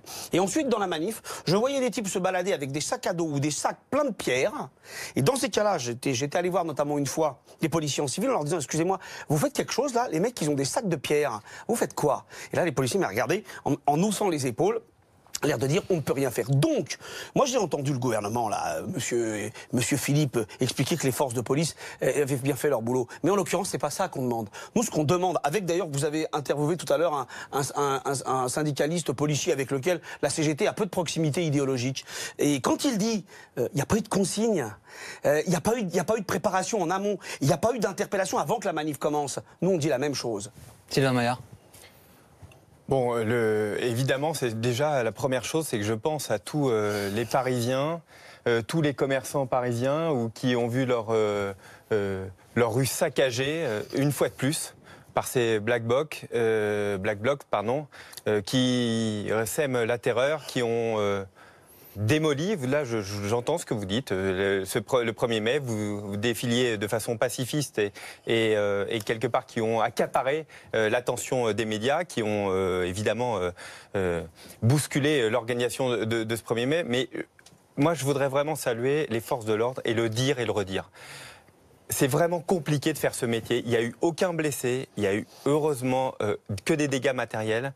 Ils font leur métier, c'est compliqué, c'est très difficile. Ce sont des mères et des pères de famille qui sont en permanence chahutés, qui prennent des pavés, qui prennent des cocktails Molotov et qui sont là et qui font en sorte d'accepter et de travailler. Benjamin Amar sur le fait que la hiérarchie de ces hommes et de ces femmes n'est pas ordonnée. Moi, j'entends très bien, vous êtes un syndicaliste, vous êtes spécialiste du syndicalisme. Il ne me semble pas que vous soyez un spécialiste de la police ou de l'organisation, en tout cas de la police. Donc c'est un propos qui, moi en tout cas, je fais confiance au préfet de police qui a très bien expliqué. Je fais confiance au ministre de l'Intérieur qui a parfaitement expliqué ce qui s'était passé et dire aussi que le risque zéro n'existe pas. Mais en attendant, je pense qu'ils ont fait le maximum de ce qu'ils devaient faire et en fonction aussi d'une situation changeante. C'est-à-dire que normalement, habituellement, ils se regroupent par petits groupes et puis ils sont très mobiles. Et là, ils ont fait face, comme une armée, face à des policiers qui, pour la première fois, ont dû aussi s'adapter. Donc évidemment, on travaillera dessus, mais bon, les donneurs de leçons, non. Oui, bien sûr. Alors écoutez, le donneur de leçons, le monsieur nous explique par contre qu'effectivement, quasiment on peut se féliciter de la journée, il n'y a pas eu de blessés. En revanche, il y a eu un 1er mai. Excusez-moi, non mais attendez, oui, sauf que derrière il faut aller au bout, excusez-moi. Oui, je me félicite qu'il n'y ait pas eu de blessés. En revanche, je me félicite pas du tout que le 1er mai, qui est la grande journée internationale des travailleurs, on ne puisse pas manifester en France. Il y a deux options. Soit effectivement on suspecte le gouvernement de laisser pourrir effectivement parce que ça a déjà été fait dans le passé. C'était le cas au moment de la loi El Khomri par exemple. C'est-à-dire qu'on pourrit les manifs, ça discrédite l'image des manifs, ça dissuade les gens d'aller manifester parce qu'ils ont peur pour leur sécurité. Et puis à un moment ou à un autre, d'ailleurs on l'a déjà fait par le passé, on verra si vous le ferez, on essaye d'entretenir la confusion entre manifestants et casseurs. Alors soit il y a ça, il y a effectivement ce qu'on appelle des alliés objectifs, tout simplement la volonté de laisser pourrir. Vous avez jamais entendu un de ces propos dans ma bouche. Non, mais je vous ai laissé terminer. Je vous ai laissé en train de dire qu'on est en train de pourrir la situation. Je vous ai laissé. Monsieur, je vous ai laissé terminer. Vous me laisserez dire ce que je veux.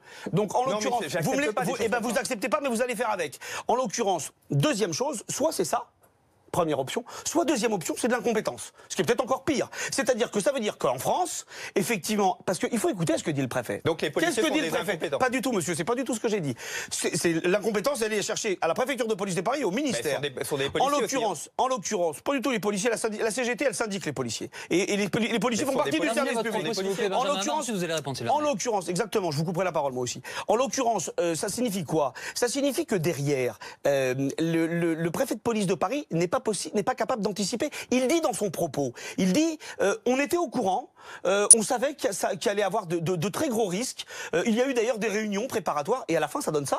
Encore une fois, monsieur, je ne suis pas un spécialiste, vous avez raison. En revanche, le syndicat Alliance, qui n'est pas particulièrement proche de la CGT idéologiquement, vient de faire une intervention très claire. Non mais je le répète. Donc monsieur, arrêtez de noyer le poisson, il y a eu un vrai problème et d'ailleurs il suffit de voir Édouard Philippe et monsieur Collomb venir effectivement essayer de faire du rétropédalage et rattraper le coup pour voir qu'il y a le feu au lac. Sylvain Maillard. Non mais écoutez, moi le début de vos propos m'allait très bien et je suis... Je suis pas là pour vous plaire, je suis évidemment, comme vous, consterné par le fait qu'on ne puisse pas manifester calmement, paisiblement. Le 1er mai, c'est un jour important et là-dessus, on se rejoint.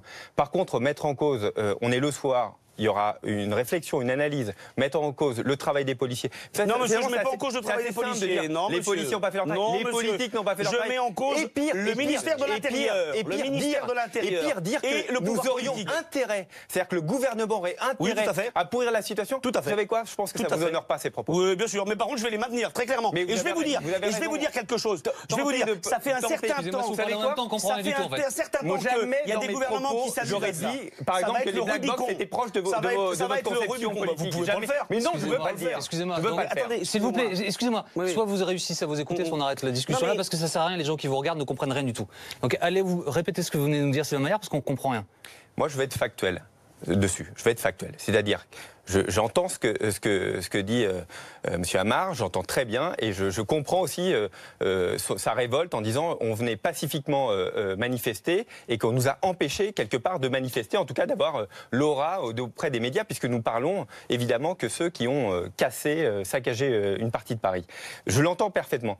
Par contre, prendre ce message, au lieu de se révolter contre ça, dire voilà, c'est la faute d'un tel, c'est la faute d'un tel, c'est la faute évidemment du gouvernement, c'est la faute des policiers. Et en plus, insinuer le fait que c'est notre intérêt, c'est-à-dire l'intérêt de la force policière, les policiers, des politiques, de pourrir la situation. Je voudrais qu'on essaie d'avancer, Benjamin, s'il vous plaît. Je voudrais qu'on essaie d'avancer parce que vous renvoyez les responsabilités, j'entends que vous ayez un débat là-dessus, très bien. Or, il se trouve que les gens qui nous regardent, qui ont vu ces images, voient. C'est même plus l'émergence d'un phénomène là, c'est la confirmation de quelque chose qui est inédit. Ce sont des gens qui arrivent, qui se cagoulent, qui sont 1000, 1200, 1400, qui sont en tête de cortège, qui ont des banderoles pour dire nous sommes organisés et qui se fichent bien du syndicat ou de l'organisation syndicale ou du gouvernement qui a un propre politique qui leur est propre. Et finalement, ce problème concerne un peu tout le monde, Benjamin Amar. Mais attendez, je vous rappelle, ensuite je répondrai à monsieur parce que je tiens absolument à répondre là-dessus. Vous savez, on a un service d'ordre et nous on l'avait particulièrement étoffé parce que nous on a eu à plusieurs reprises forte affaire avec ces gens-là. Moi j'ai des camarades qui récemment encore ont eu des nez cassés, des côtes fracturées parce que ces gens-là nous traitent parfois, vous savez, le SO de la CGT ou d'autres syndicats, ils disent SO collabo. Donc si vous voulez, c'est service d'ordre SO. Voilà, service d'ordre, voilà. SO collabo. Donc il y a là, ce sont des gens avec qui nous on doit régulièrement ferrailler pour assurer la sécurité de nos manifestants. Voilà. Donc si vous les avez vus de près, Benjamin Amar, et régulièrement vous nous confirmez que ce que vous avez vu aujourd'hui est inédit dans ces proportions-là. Alors, ce qui est inédit, je vais vous dire ce qui est dans inédit. Ces proportions. Ce qui est inédit, c'est le nombre. 1200, c'est hallucinant. Effectivement, on n'en a jamais vu autant. Oui, bien évidemment, c'est l'affaire de tout le monde. C'est aussi l'affaire de ceux, parce que je vous le dis, ce type d'événement, on a eu à faire ça au moment de la loi El Khomri. C'est délétère pour nous parce que derrière, ça nous empêche de manifester contre ce gouvernement qui mène une politique sociale ahurissante, sidérante et scandaleuse. Et donc, c'est pour ça que je suis très en colère. Maintenant, je vous le dis et je vous le répète. Ça vous plaît, ça ne vous plaît pas, peu m'importe. En l'occurrence, je vais vous dire ce qui s'est passé. Je pense qu'aujourd'hui, le gouvernement se mord les doigts. Il suffit de voir les images de monsieur Collomb et de monsieur Philippe pour voir qu'aujourd'hui, visiblement, la ficelle était trop grosse et que là, en l'occurrence, ils ont fait ça avec comme un éléphant dans un magasin de porcelaine. Et maintenant, ça va obliger le gouvernement à prendre ses responsabilités et à faire en sorte qu'aux prochaines manifs, on puisse exercer ce droit constitutionnel. Sylvain Maillard, il nous reste une minute. Les mots d'Édouard Philippe sont très forts. Il dit aux gendarmes mobiles, ça dure depuis un moment, ce type de violence. Et ça va durer. Oui, parce que ce sont les mêmes que l'on retrouve sur la ZAD de Notre-Dame-des-Landes. Ce sont les mêmes qu'on a retrouvés à Tolbiac aussi, qu'on retrouve dans certaines universités. Ils sont organisés en petits groupes, en général, et qui viennent tout casser, qui viennent pourrir l'ensemble des manifestations aujourd'hui, mais qui sont là pour organiser le désordre. C'est un groupe politique d'ultra-gauche, d'anarchistes, avec une organisation très pensée, et qui est là pour créer le désordre en France. Il y a 1400 personnes cagoulées en tête de cortège, Sylvain Maillard, mais derrière, il y a 14 000 personnes dans ce cortège. C'est la première fois qu'ils se comportent comme une armée, ou avec une volonté d'armée, même si c'est vrai que dans la Notre-Dame-des-Landes, ils avaient déjà utilisé ce genre de technique. Donc voilà, il faut combattre. Je félicite encore les policiers de leur sang-froid, de leur travail. C'est compliqué, c'est très dur. Combattre comment? Parce qu'il y a d'autres appels à manifestation. Hein. Le 3, il y a un appel à manifestation. Il y en aura d'autres dans le 15, le 22. La fonction publique. Je fais confiance encore aux policiers de s'organiser, d'apprendre aussi de ce qui s'est passé, d'être toujours de progresser, parce que c'est ainsi, la vie fait que nous apprenons au fur et à mesure, et de faire en sorte que chacun puisse manifester normalement en France, parce que c'est un droit constitutionnel. Je vous reconnais ce droit plein et entier de pouvoir manifester, de pouvoir être contre l'État, de pouvoir être contre notre politique, je vous le reconnais, et vous devez pouvoir manifester de façon... Et ce qui est très dommageable, c'est qu'en principe aujourd'hui, j'aurais dû pouvoir venir ici. Mais monsieur, je vous ai dit 3 fois ce que je pensais des policiers, c'est pas la question. Mais non, c'était très clair. Vous faites il n'y a pas pire sourd que celui qui veut pas entendre. En l'occurrence, monsieur, on aurait dû venir aujourd'hui pour parler du fond, effectivement, c'est-à-dire 55 000 manifestants à Paris, une très belle manifestation, une colère. Vous avez déjà eu l'occasion de le faire sur le plateau et vous allez revenir le faire prochainement. On parlera du fond ici, évidemment, de cette journée, même si je continue de penser, je le pense très sincèrement, que c'est un phénomène un peu inédit auquel nous avons été confrontés aujourd'hui et qu'il fallait vous entendre aussi à ce sujet ce soir. Merci beaucoup, messieurs, d'avoir été avec nous dans Grand Angle. Voici Célèbre à Clear.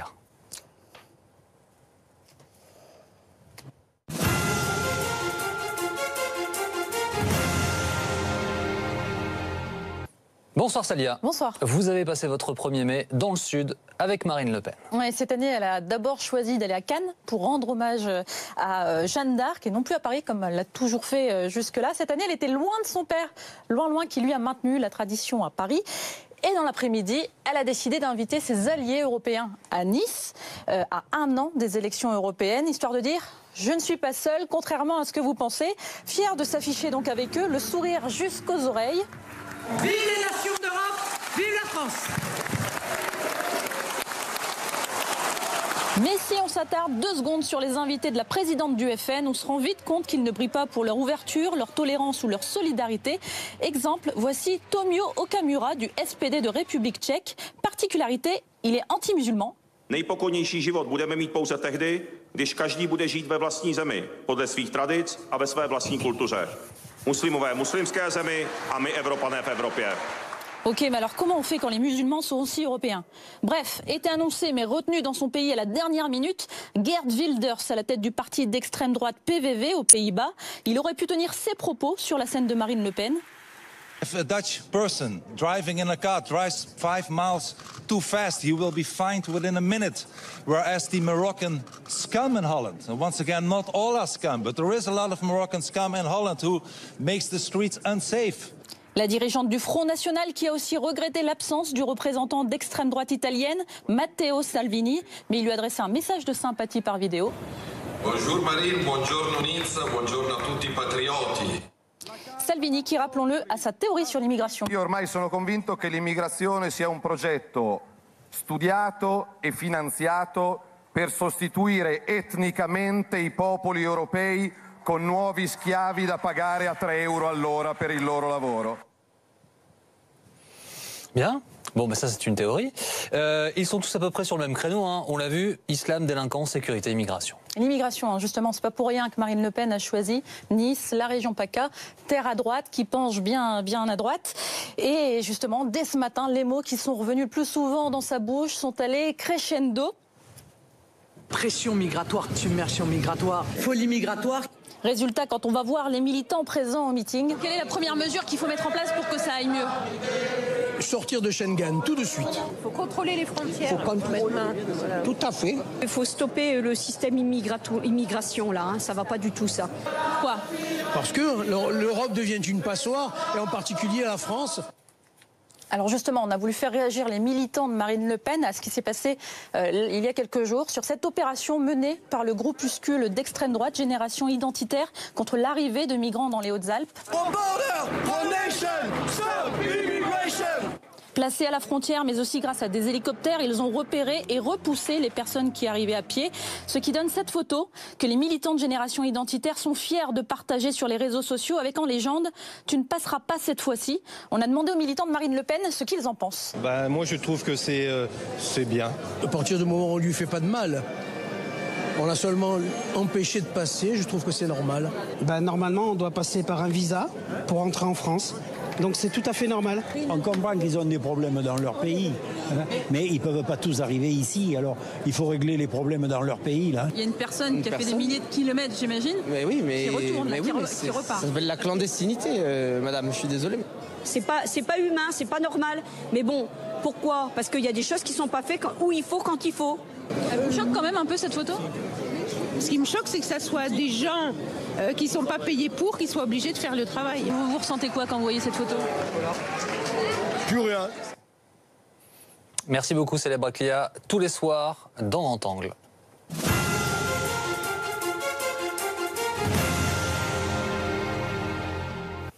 Un mot de foot, le Real Madrid, double tenant du titre, jouera une nouvelle finale de Ligue des Champions. Match nul 2-2 ce soir contre le Bayern Munich. Kimmich ouvre le score très rapidement. Égalisation de Benzema de la tête sur ce centre de Marcelo. C'est Benzema pour le doubler après cette très jolie toile du gardien allemand pour le 2-1. Égalisation signé James Rodriguez, ancien du Real. 2-2, donc le Real qualifié en lice donc pour une troisième victoire d'affilée. Demain, deuxième demi-finale entre l'AS Rome et Liverpool. Restez avec nous dans un instant suite de Grand Angle. Nous reviendrons sur les violences qui ont eu lieu en marge du cortège du 1er mai aujourd'hui à Paris.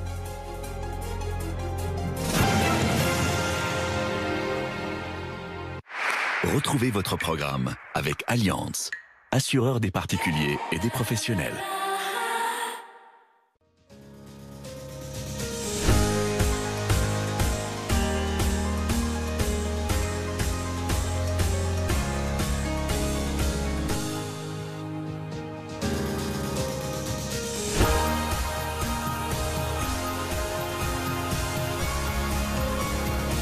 BFM TV, première sur l'info, aussi sur votre mobile.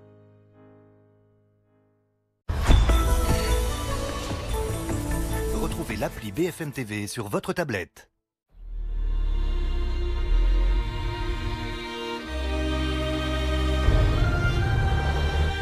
Bonjour, recevez les interviews.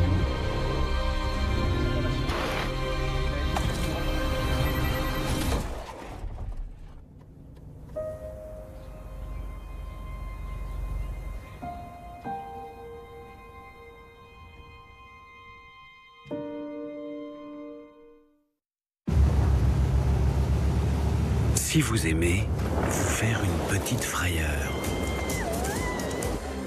avoir des sueurs froides, si vous aimez avoir les pétoches, les chocottes, la frousse, les jetons, bref, si vous aimez vous faire peur, vous allez être déçu. À la Banque Postale, vous n'aurez plus peur de devenir propriétaire. Découvrez la nouvelle garantie revente immobilière de notre assurance habitation. La Banque Postale, banque et citoyenne. Shen Yun fait revivre la grandeur et la beauté d'une civilisation perdue. Un monde de splendeur où les légendes reprennent vie. Découvrez la danse classique chinoise à Paris au Palais des Congrès les 6 et 7 avril et les 4, 5, 6 mai 2018. Réservé sur shenyun.com/fr 0805 386 386. 3 escape games inédits. 3 scénarios originaux. Mr. James avec Renault Capture.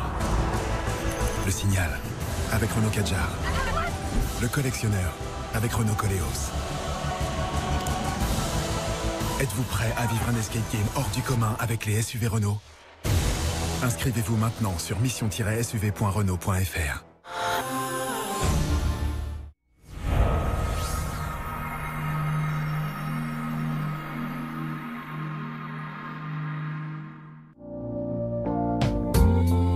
Chez Castorama, retrouvez des produits de qualité à prix bas toute l'année, comme la chaise de jardin Saba à 18,95 € seulement.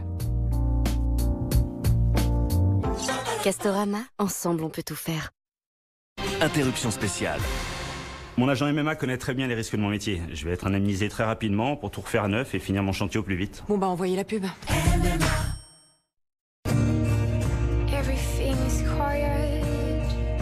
Rêver d'ailleurs.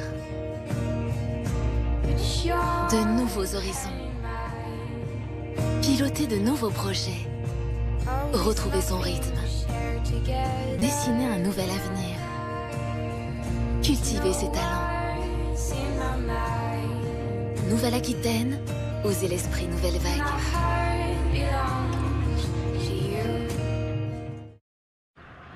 Avec Zoé, roulez en liberté. Libre de vivre les sensations de la conduite électrique, de goûter à des expériences inédites. Libre de pouvoir recharger simplement, chez vous ou ailleurs. Libre d'écouter la mer, la route ou juste le silence. Renault Zoé, la meilleure autonomie de sa catégorie. Renault Zoé, à partir de 129 € par mois, prix et son installation incluse.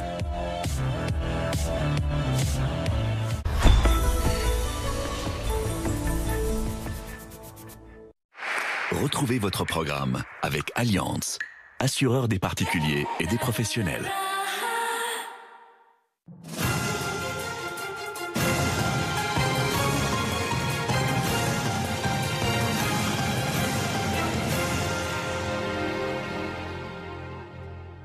Il est 23h30 et vous regardez Grand Angle. Soyez les bienvenus. Voici le programme de votre émission ce soir. Nous ferons un point sur ces violences qui ont éclaté dans Paris cet après-midi, en marge du défilé du 1er mai. 1 millier de personnes cagoulées face aux forces de l'ordre.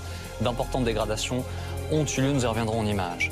Des violences qui éclipsent les revendications syndicales. La CGT revendique 55 000 manifestants dans la capitale, 20 000 selon la police. Il y avait des cortèges un peu partout dans le pays ce mardi pour dire non à la politique d'Emmanuel Macron.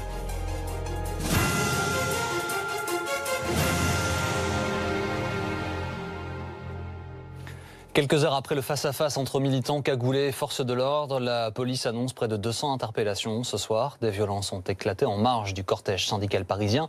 Les dégâts sont importants, notamment dans le quartier de la gare d'Austerlitz. Ce soir, Édouard Philippe a rendu visite en compagnie de Gérard Collomb aux gendarmes mobiles. Écoutez.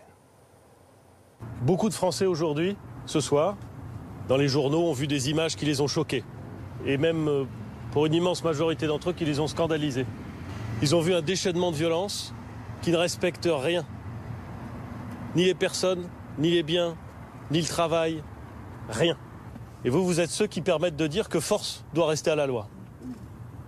C'est votre mission. Elle est difficile, elle est dangereuse. Et vous l'avez conduit, vous l'avez réalisé cette mission, avec beaucoup de mesures, avec beaucoup de discernement, avec beaucoup de professionnalisme. Et donc je voulais, avec le ministre d'État, vous dire merci et vous dire que on va avoir encore besoin de vous, parce que c'est pas... Ça fait quelques temps que ça dure et ça va durer encore un peu. Revenons maintenant en images sur ce qui s'est passé cet après-midi. C'est un sujet Gaël Jordana avec les équipes BFM TV.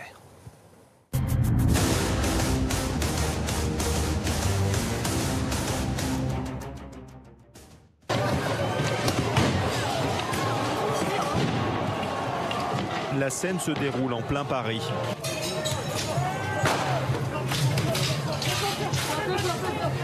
En face de la gare d'Austerlitz, des casseurs s'en prennent à un McDonald's.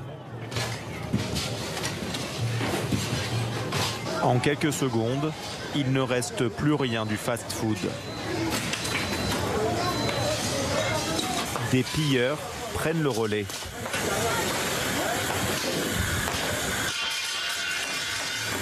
Il est quasiment 16h ce mardi. Quelques minutes avant, des centaines d'individus vêtus de noir s'étaient positionnés devant les manifestants venus défiler pour le 1er mai.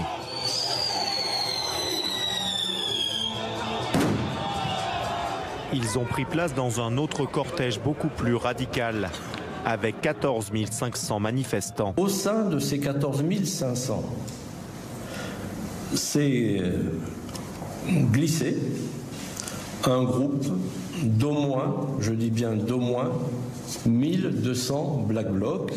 Des militants anarchistes venus en découdre avec les forces de l'ordre et tout casser sur leur passage. Ils incendient ici un engin de chantier.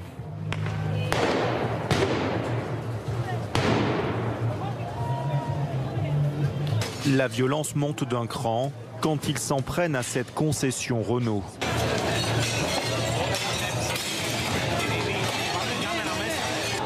Ils mettent le feu au magasin et le saccagent.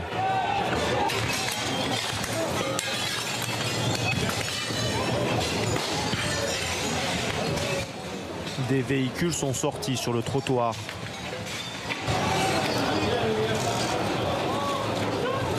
Le propriétaire du magasin est dévasté. Ils ont tout démoli, ils ont tout cassé, c'est inadmissible.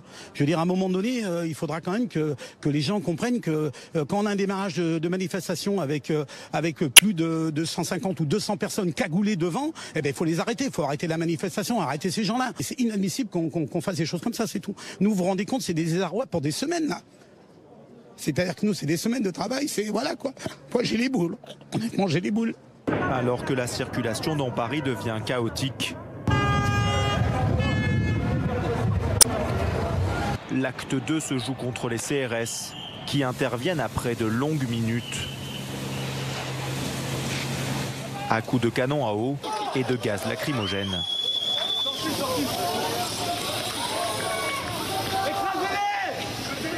Le face-à-face va durer plus d'une heure.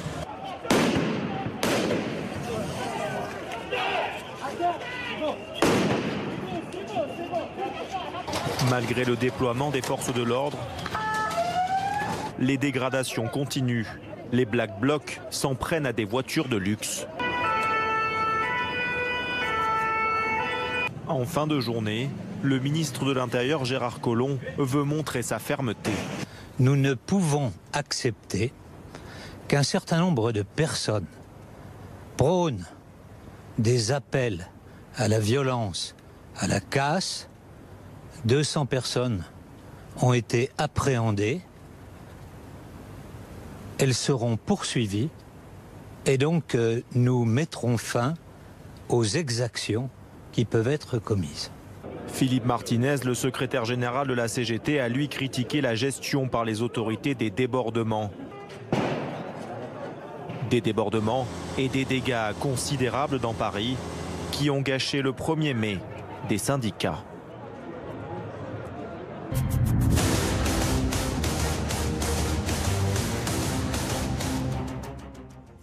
Dans un instant, nous reviendrons sur ces violences aujourd'hui en marge donc, du cortège du 1er mai avec nos invités, Jean-François Madieu, Pierre Jacquemin, Guillaume Tabar, Bruno Cotresse.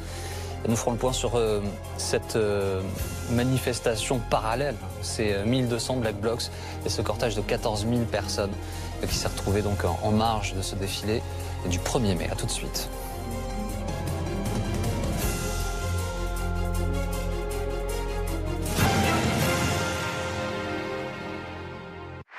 Retrouvez votre programme avec Allianz, assureur des particuliers et des professionnels.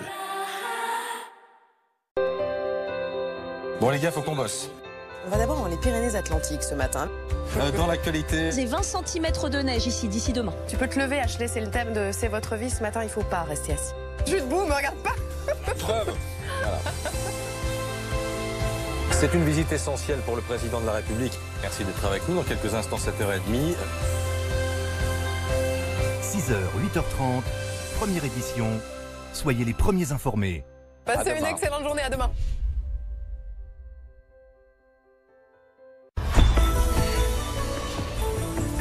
Sur le web, retrouvez bfmtv.com. 3 escape games inédits. 3 scénarios originaux. Mr. James, avec Renault Capture. Le Signal, avec Renault Kadjar. Le Collectionneur, avec Renault Koleos. Êtes-vous prêt à vivre un escape game hors du commun avec les SUV Renault? Inscrivez-vous maintenant sur mission-suv.renault.fr. L'énergie vitale de la nature. Le jus d'aloe vera dans un soin bio délicat, dédié aux peaux sensibles à réactives. Pour une peau hydratée tout en douceur. Hydra Aloe Vera peau sensible, de Sow Bioéthique. La boutique du menuisier conçoit et fabrique vos portes et fenêtres en France. La boutique du menuisier pose et entretient toutes vos menuiseries. La boutique du menuisier.fr. Appuyez simplement sur Clean et Roomba d'iRobot se met au travail. Avec ses 2 brosses multisurfaces et sa puissance d'aspiration, il attrape et enlève toute la poussière et les débris. La saleté du quotidien n'a plus aucune chance. Vous et Roomba d'iRobot, meilleurs ensemble.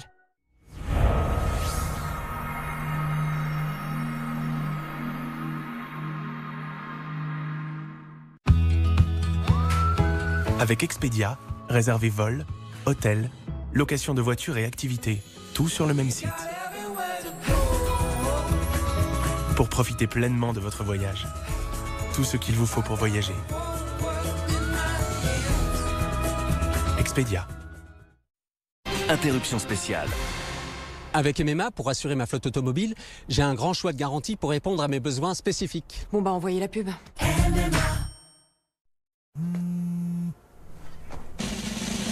Sunny.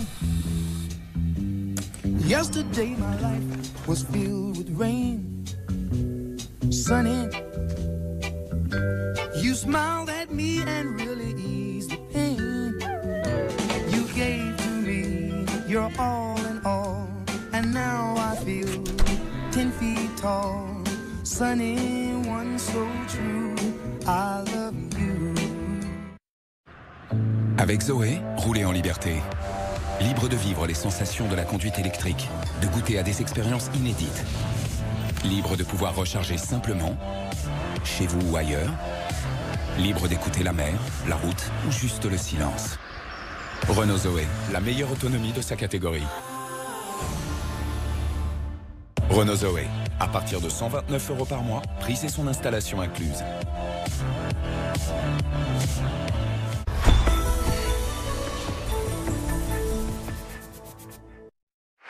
Retrouvez votre programme avec Allianz, assureur des particuliers et des professionnels.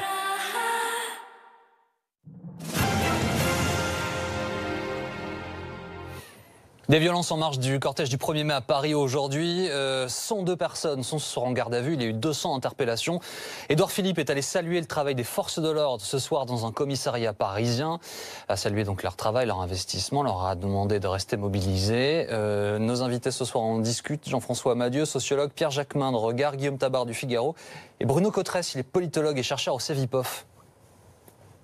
On serait étonné s'il n'avait pas ce discours, en fait. On retrouve des éléments de langage qui sont très caractéristiques d'un Premier ministre qui veut insister sur l'ordre républicain, le régalien, force à la loi. Bon, c'est vraiment du discours de Premier ministre, en présence, en plus de son ministre d'État, ministre de l'Intérieur. Et on voit que le Premier ministre, il accentue sur son côté de régalien, hommage aux forces de l'ordre. Effectivement, il ne traite que le sujet, les casseurs. Ici. Donc, il n'est pas amené à se prononcer, on va dire, sur la manifestation des syndicats. Mais là, il fait le job, on va dire, d'un Premier ministre dans ce genre de situation. Et peut-être un peu taquin pour vous, Pierre Jacquemin, Édouard Philippe. Comme si vous avez entendu juste avant, dit il y aura des gens pour dire que vous étiez trop ou pas assez. Évidemment, là, c'est un clin d'œil, mais vous disiez tout à l'heure, comment peut-on, en gros, arriver à cette situation? On savait que ça allait se passer, quoi. Taquin, mais surtout, j'ai envie de dire, méprisant vis-à-vis de ce que c'est que le 1er mai. C'est-à-dire qu'aujourd'hui, on a une grande mobilisation partout en France où les syndicats appelaient à manifester. Et il n'a pas eu un mot ce soir, là, dans sa déclaration, pour les syndicats qui étaient des syndicats, des familles qui sont venues manifester pacifiquement pour le droit des travailleurs et des travailleuses, alors qu'on est dans une période où il y a un conflit social majeur. Il n'y a pas un mot d'apaisement pour les partenaires sociaux. Ce soir. C'est ça que je retiens, moi, de la déclaration du Premier ministre. Oui, il y a les violences et il faut les dénoncer, et c'est son rôle de Premier ministre que de le faire. Mais j'aurais souhaité, et c'est le problème, c'est le blocage qu'il y a dans ce pays, qu'il n'y a pas de négociation. On entend le Premier ministre nous expliquer tous les jours que la ministre des Transports, le ministre Intel a reçu les syndicats, ils ont été écoutés, ils ont été entendus, mais il n'y a toujours pas de négociation. C'est ce que demandent les syndicats. C'est leur rôle, les syndicats. Ils sont là pour négocier pour le droit des travailleurs et des travailleuses. Il n'y a pas eu un mot pour eux. Ouais, on ne peut pas lui reprocher une chose et son contraire. On ne peut pas à la fois dire qu'il ne faut surtout surtout pas confondre la violence des casseurs et le mouvement syndical. Et lorsque Édouard Philippe, venant rendre visite aux forces de l'ordre qui ont eu à affronter les casseurs, donc c'est eux qui vient cibler, dire il aurait dû parler des manifestants syndicales. Vous avez entendu une autre expression du Premier ministre ce soir ? Ce soir, la seule expression du Premier ministre, c'est avec les forces de l'ordre, qui n'étaient pas suffisamment en nombre. Ici, sur ce plateau de BFM, il a été expliqué par quelqu'un du syndicat Alliance des forces de l'ordre que le déploiement des forces de l'ordre n'était pas suffisant. Encore une fois, je rappelais la distinction. 2500 pour 300 zadistes. Il y avait 50 000 personnes aujourd'hui dans les manifestations selon les syndicats. Et il y avait 1500 forces de l'ordre déployées. C'est quand même un peu un problème. C'est donc que la préfecture de police devrait vous embaucher, parce que vous savez exactement le nombre de policiers qu'il faut pour... on ne regarde pas les moyens pour contrôler l'ensemble des manifestants. Jean-François Amadieu, la dernière phrase d'Édouard Philippe, elle interpelle tout de même. Ça dure depuis un moment, ça va durer encore un peu, leur dit-il. Allusion, on l'imagine, puisqu'il est dans ce contexte, à ce type de violence qui se multiplie, en tout cas en marge des cortèges. Ce qui signifie donc qu'il y a une conscience très nette au niveau de l'exécutif de cette nouvelle expression d'une contestation radicalisée et qu'il va falloir y faire face, quoi. Oui, bien sûr, puisque je crois que tout le monde a en mémoire ce qui s'est passé en 2016. Donc on le sait très très bien. Ça peut être sur plusieurs journées. Il va y avoir d'autres mobilisations, soit à l'initiative, comme vous le savez, des politiques ou des organisations syndicales. Les conflits ne sont pas finis. Il y a bien une réunion que le Premier ministre finalement organise pour organiser une concertation avec les partenaires le 7 mai. On ne sait pas si tout ça prospérera, mais en tous les cas, il y a déjà des journées prévues. Ce week-end encore. Donc effectivement, c'est pas en effet, ça se reproduira, c'est absolument certain, et dans des formes qui sont tout à fait similaires. Ce soir, si je résume les choses, pardon pour le raccourci intellectuel, Bruno Cotresse, mais il y a l'exécutif, en tout cas l'État, l'aspect régalien qui est incarné, et face à ça, il y a une mouvance ultra-radicale, et ce sont les deux blocs qui se parlent. C'est vrai que ça vous l'avez dit, on ne parle plus des syndicats, on ne parle pas des organisations politiques, le débat se situe entre ces deux... Je pense qu'effectivement, ça va être le vrai enjeu pour les syndicats, pour les forces de gauche aussi, à travers les journées du 3 mai et du 5 mai, de reprendre la parole d'une certaine manière sur le contenu, sur le fond. Ça, c'est tout à fait important, effectivement. Les syndicats, Guillaume Tabar, débordés aujourd'hui, mais pouvait-il en être autrement, finalement ?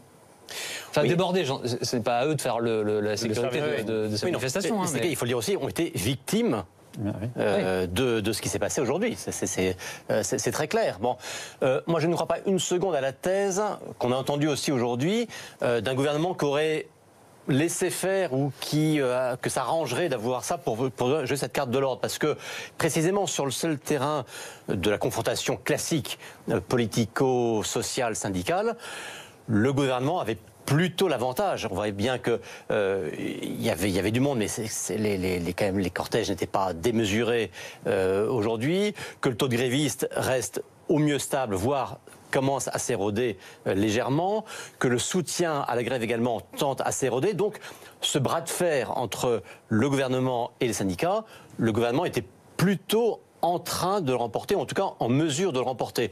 Donc, il n'avait aucune raison de se mettre sur le dos, si j'ose dire, un problème d'ordre public qui, si on a entendu Édouard Philippe tenir ce langage de fermeté tout à l'heure, et voilà, vous avez raison de dire, c'est le Premier ministre qui joue la carte de l'État.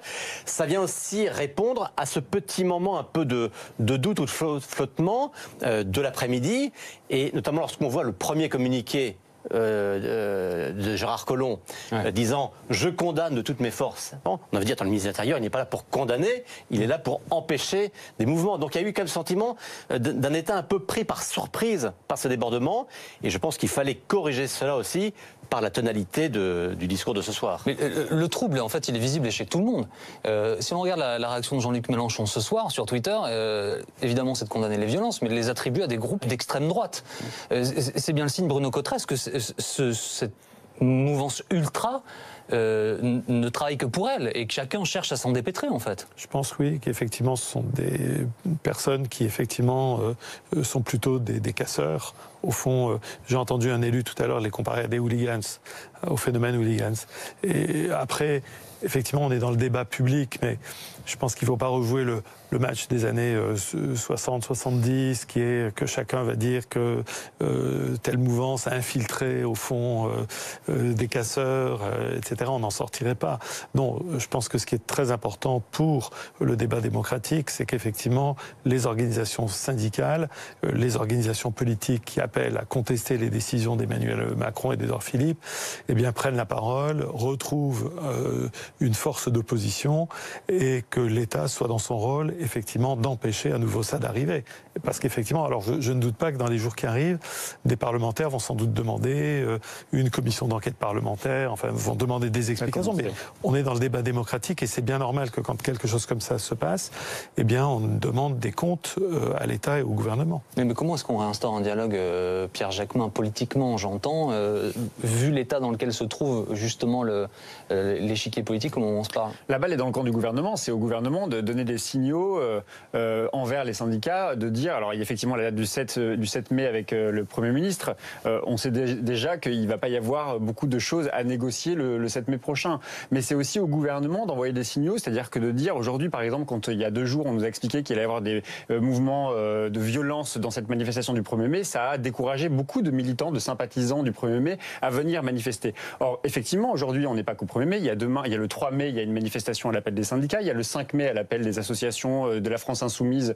Voilà, il faut que les gens se sentent libres aussi et en sécurité d'aller manifester. Il faut que la préfecture, il faut que le ministère de l'Intérieur soit en capacité de dire aux gens, vous avez le droit de manifester en France en sécurité et de faire valoir et de faire entendre vos revendications. C'est ça aujourd'hui le cœur de l'enjeu, ce qui est au cœur des enjeux. Est-ce que justement, même si on va le répéter toute la soirée, mais ces deux faits ne sont pas liés, est-ce que justement, Jean-François Madieu, il ne faut pas réinstaurer un dialogue, quitte à l'exagérer un peu, entre l'exécutif et les partenaires sociaux, pour que cette voie de médiation, du dialogue social reprenne le dessus sur le reste, en fait? On l'a dit ce soir, on ne parle que de ces violences, parce qu'elles sont un phénomène aujourd'hui très important.